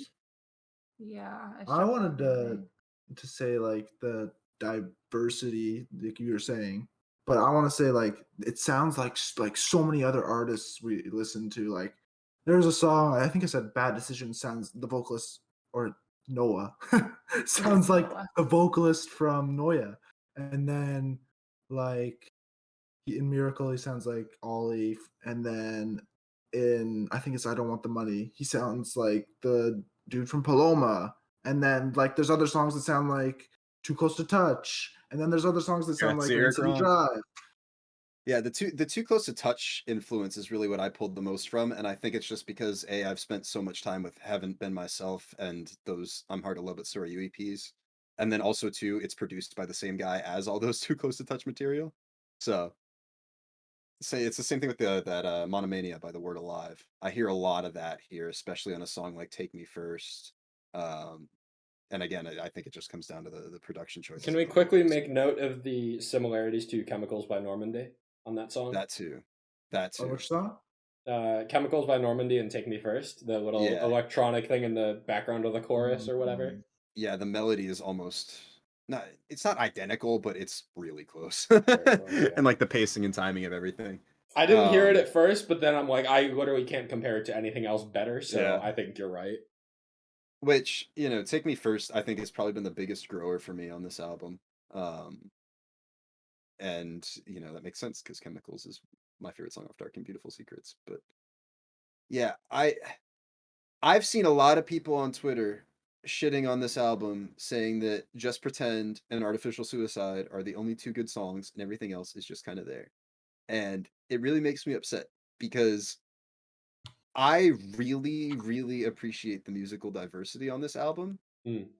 And I think that if this might be a take, if you get rid of Bad Decisions, Who Are You, and Somebody Else, this is half the album that it is. Mm-hmm. Like I thank you. Thank you. I need the vibes. I think that No, I agree. it offsets, even if there aren't a lot of uncleans on the album prior to it, it still offsets the higher energy. And I think that not enjoying them and being like, I want more songs like Dethrone and Artificial Suicide is just really close-minded, and If you No. aren't listening to this album and appreciating the vibes, you're doing a disservice to yourself, the album, and the band. Well, That's I what I'm think gonna say. because of that section in the album, it actually is like it justifies the 15 tracks. It gives you a break. The reason to it. I think it's really good. I want to kind of go off that. I don't know if I have heard an album that the pacing feels this smooth since Dream State's Primrose Path, which is one of my favorite albums of all time, if not my favorite album of all time. I feel like just the pacing on everything just feels perfect. Like you get the first 3 songs where you're kind of in that like typical just like song to song to song, and then you get the complete change in sound of The Death of Peace of Mind, which goes into the sick interlude of What It Cost. And then Bad Decisions is placed like perfectly, I think. Who Are You and Somebody Else I almost feel are interchangeable, and you could probably do with one or the other. But both are great and are a nice break in the album. I think even What Do You Want From Me, which is probably the weakest song on this album, still has a really good spot on just pacing the atmosphere of this album. Actually, can we talk about that? Because I don't think we did enough when we talked about it as a single. What Do You Want From Me? Yeah. I was just thinking, like, how come everyone's just avoiding this big elephant in the room of this song? Yeah. Because it got done dirty as a single. True. I don't What does know. that mean? Oh, goodbye, Justin. Goodbye, Justin. He's offline on Discord. I think his internet crashed. It's okay, yeah. I'll replace Justin for temporary. He's back? Oh, Welcome back. hello. Sorry, Justin, we already replaced you. Yeah. I believe it. I think What Do You Want From Me is a good song instrumentally, and it's the only problem with it is the effects on the vocals Yeah. and how low they're tuned. Literally, the only problem with it. I think my only problem is that it was released next to Artificial Suicide when it's not an interlude into Artificial Suicide. Yeah, that made no sense to me. Like, if I added this song into my playlist at the same time as the rest of the new songs on the 25th, I probably would have like a much higher opinion on the song, I think. But it just sat in the shadow of Artificial Suicide for 2 months that I kind of don't feel like it can crawl out of that hole. Did you guys like the what is it? Not the prequel, the transition song, the intro song to Like a Villain. It's called What It Costs. So good. Yes, Really it's good. So good. It's good. The violin, Oh. everything. These 2 songs are the only songs that I will listen in order. Other than that, everything else is shuffled. As you should. Yeah. That's fair. I can respect that. I'm Okay. once again asking Spotify to include a link feature Yes. for this and others. I will say, I think it does a great job. If you know what, if they were going to release a double track thing like they did with What Do You Want From Me or Suicide, why didn't they just do What It Costs and Like a Villain? Yep. Yeah. But I will say, I wish the transition was a little smoother between the two, because I think What? yeah, well, I think it does a great job building up to it, but then it like There's like a cuts half-second pause. I originally Yeah. thought that, but I actually I think it works. Oh no, it works. It works. I mean, it's like, But oh yeah, we it got like a 9 out of 10. It is translation. too We got a long. 10. Yeah. I wasn't asking you. I was Why asking not? everyone else if you thought the My break bad. was too long. L. Jacob. As much as we did talk about how much we didn't really vibe as much with What Do You Want From Me, it's actually got some of my favorite lyrics on the album. If I could hear them. That up. This isn't over till we talk in the light. Said I was sober, but you knew that I lied. You gripped the wheel, maybe I'd like to try. I'll flip it over with you and me inside. I won't atone for debts I paid for in full. Hang up my shame on display for you. Which, besides Just Pretend, is probably my third favorite lyrics on the album, maybe. I don't know. There's so much with the lyricism to appreciate here. I feel like that. Can I go into the lyricism a little bit? Yeah, go Or for it. Did you have a lot point? about the vocals and Because I kind of picked up on a bit of like a love story from song to song, like as the album progressed with lyricism. Where like the first lyric I have is from Nowhere to Go, where before the breakdown you get I'm in the driver's seat now, where it's kind of like you start the album where you're taking control of like a relationship or something like that. You're like happy with where it's at, I guess. And then you get to the Death of Peace of Mind, which obviously love is the death of peace of mind. It's starting to fall apart. Then you get Like a Villain, where it says like we're not the same. Bad Decisions should be obvious. And then you get The Gray with lyrics of I Can Wait For You at the bottom. That's Just Pretend. I didn't write down the lyrics. I literally just wrote the story. My bad. I Can Wait For You at the bottom is in Just Pretend. The Gray, you said, I did it to myself, tried to be someone else. You can see it's starting to fracture more and more as the album gets deeper. And then by the end of it, in Miracle, you get I'm fucking depressed, I hide it with sex and drink till it's fatal. It's like the ultimate crash and burn of a relationship. So as much as I remember when the album came out, we were debating, like, you could take out tracks 12 through 14 and the meaning of the album wouldn't change that much. But at this point, I think I would argue otherwise. I don't think you can take out any of these 15 songs without, like, ruining the album in some sense. Like, you're not ruining this masterpiece. I still disagree, because I feel like the conclusion up to Miracle gets answered in the title of 10 and 11, where it's Who Are You, Somebody Else, where you finally realize that the person who you are with isn't the person who they used to be, and it's like you're with a stranger and the relationship is over and there's nothing you can do about it because that person's drifted away. But the whole thing being like love is the death of peace of mind, whether it be like you're worrying about the other person cheating, or you spend a lot of time worrying about the other person and their well-being at the expense of your own, you know? I don't know. A lot of the lyricism here is very personal, I guess, to me, with some of the things that I've experienced. And I have my my playlist where it's tracks 1 through 11 followed by Miracle, and I cut out the last three, or not the last three, but tracks 12 through 14, and I feel very satisfied with the album as a whole, both in terms of like the track listing, the story. I feel like it's complete with those. And so I would have liked maybe something where tracks 12 through 14 don't feel so out of place sonically, or they get released as deluxe tracks, maybe. You know, I'm fine with a 15-track album. I just wish they were something different that fit more with the sound of everything else, because I Don't Want the Money for me kind of brings that it works as a transition maybe between like Somebody Else and Miracle, but it still just doesn't feel necessary or like a track I want to go back to, which I guess might be a personal preference type of thing. But I don't know. I think there was just so much variety here that 12 through 14 is almost too much, because it's too drastically different than the rest of the album. Artificial Suicide and What Do You Want From Me, if nothing else, fall victim to that. You could argue I Don't Want the Money, but I really enjoy going back to I Don't Want the Money. I don't know what the fuck sound it is, but after the chorus with like the ping, whatever, ping. Yeah, I know what you mean. Whatever that noise is called, I'm like, damn, that shit's smooth. You're going back for the ping for real. And it's a lot of nitpicking to do for an album that like I love to death. Like, yeah. This is, I mean, I think we all, the amount of times we played it is a justification to, I mean, I got like over 150 plays on Bad Decisions and Just Pretend alone. I can't think of another album that we have been so collectively high on since To Better Days. Yep. Nope, absolutely. I think like if we were to make a Hivemind Hall of Fame of albums that all four of us just love to such an extent, I think it's like, you take this, you get To Better Days, and then I think from there it's like you argue for Sleep Talk. Yeah. Is that it? Probably. Yeah, I think so. I can't think of any other that the four of us maybe are all into.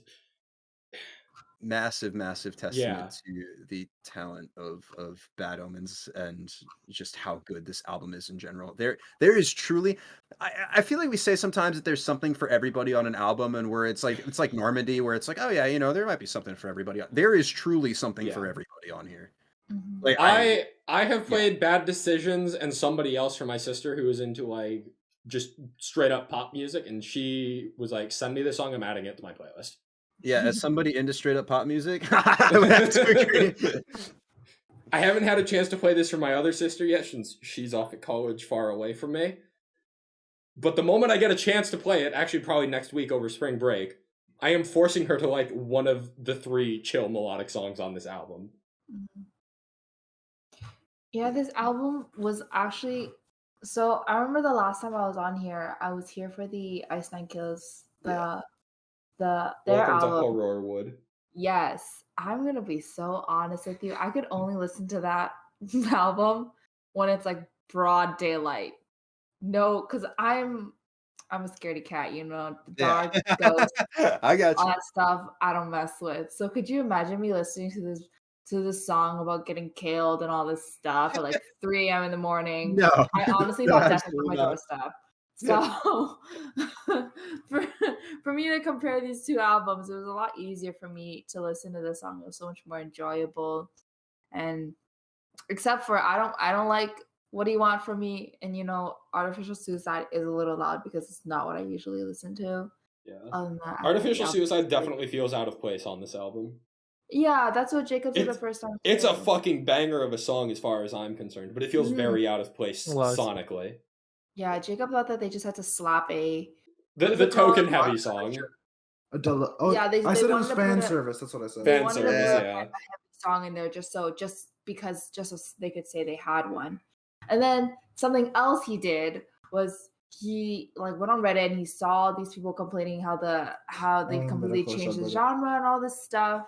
And then he's like, I was like, what? I think the album's really good. He goes, this is what they used to play. And he played Dethrone for me and he switches it to Bad Decisions. I was like, okay, I get your point. Yeah. Yeah. There's some funny people that wanted this band to just be straight up metalcore, but this band is so much better for being more than just straight up metalcore. Yeah, for sure. Well- It's not like they're completely just losing their identity. They're just experimenting and, Well, let's look. This is an evolution. This is an evolution of Bad 1.3 Omens. million monthly listeners. Clearly Yeah, it's working for them. Let's look at Census Fail for no particular reason. Shit, bro. 900K. So let's just establish real quick that Bad Omens, actually, let me see exactly what that 1.3 million is. They're only 50,000 monthly listeners behind Under Oath, who they are second headlining slot for. who So currently also may not be showing up now. No, Yeah. that's Spirit Box. Oh, never mind. I lied. Wrong band. Now I'm depressed. There's too many.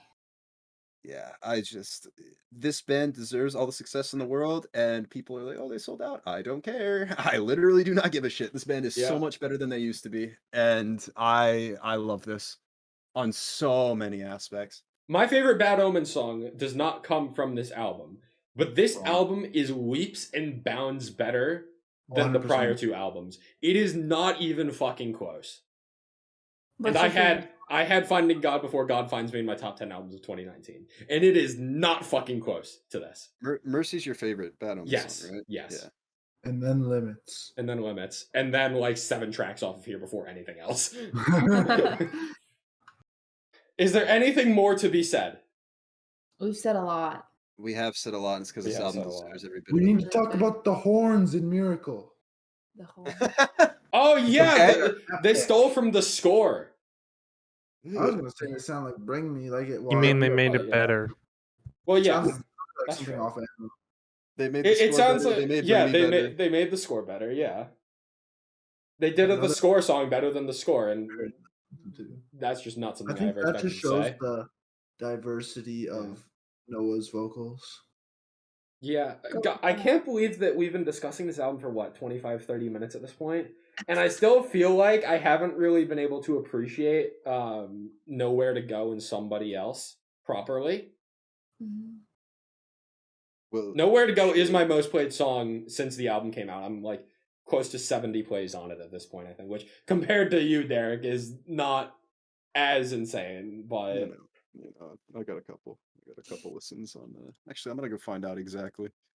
I need to take a moment of appreciation for the first drum fill in the chorus of Nowhere to Go.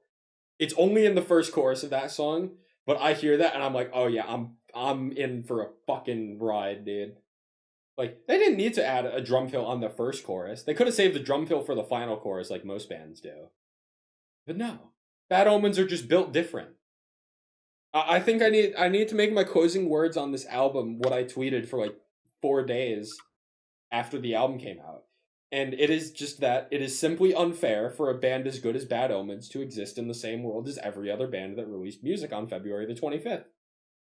I don't know what it was, but All right, there Yeah. we go. So my top two tracks on the album are Bad Decisions and Just Pretend, and I got 129 plays on Bad Decisions and 121 on Just Pretend. So great songs. yeah, Lovely. just phenomenal album front to back. Even if there's some stuff that I'm not super happy with as like choices, there's still good songs. And yeah, I don't think there has ever been an album that I have listened to this much after its release.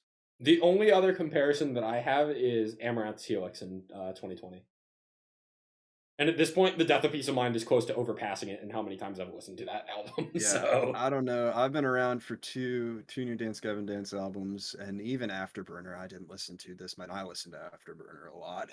It dropped. Yeah, I am captivated by this album.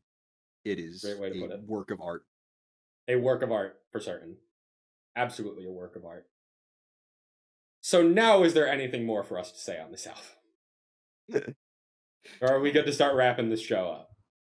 If any of you guys ever choose to watch Bad Omens live, which is a great decision, I think the love that you have for this album makes that performance so much better. Because me walking into it, not having to listen to a single song by them, and having The Death of Peace of Mind be their first song, glorious. It was lovely. I think Jacob's already told you how they started everything, but it was amazing. Yes, when we Great saw them with Ice Nine experience. Kills. Great experience.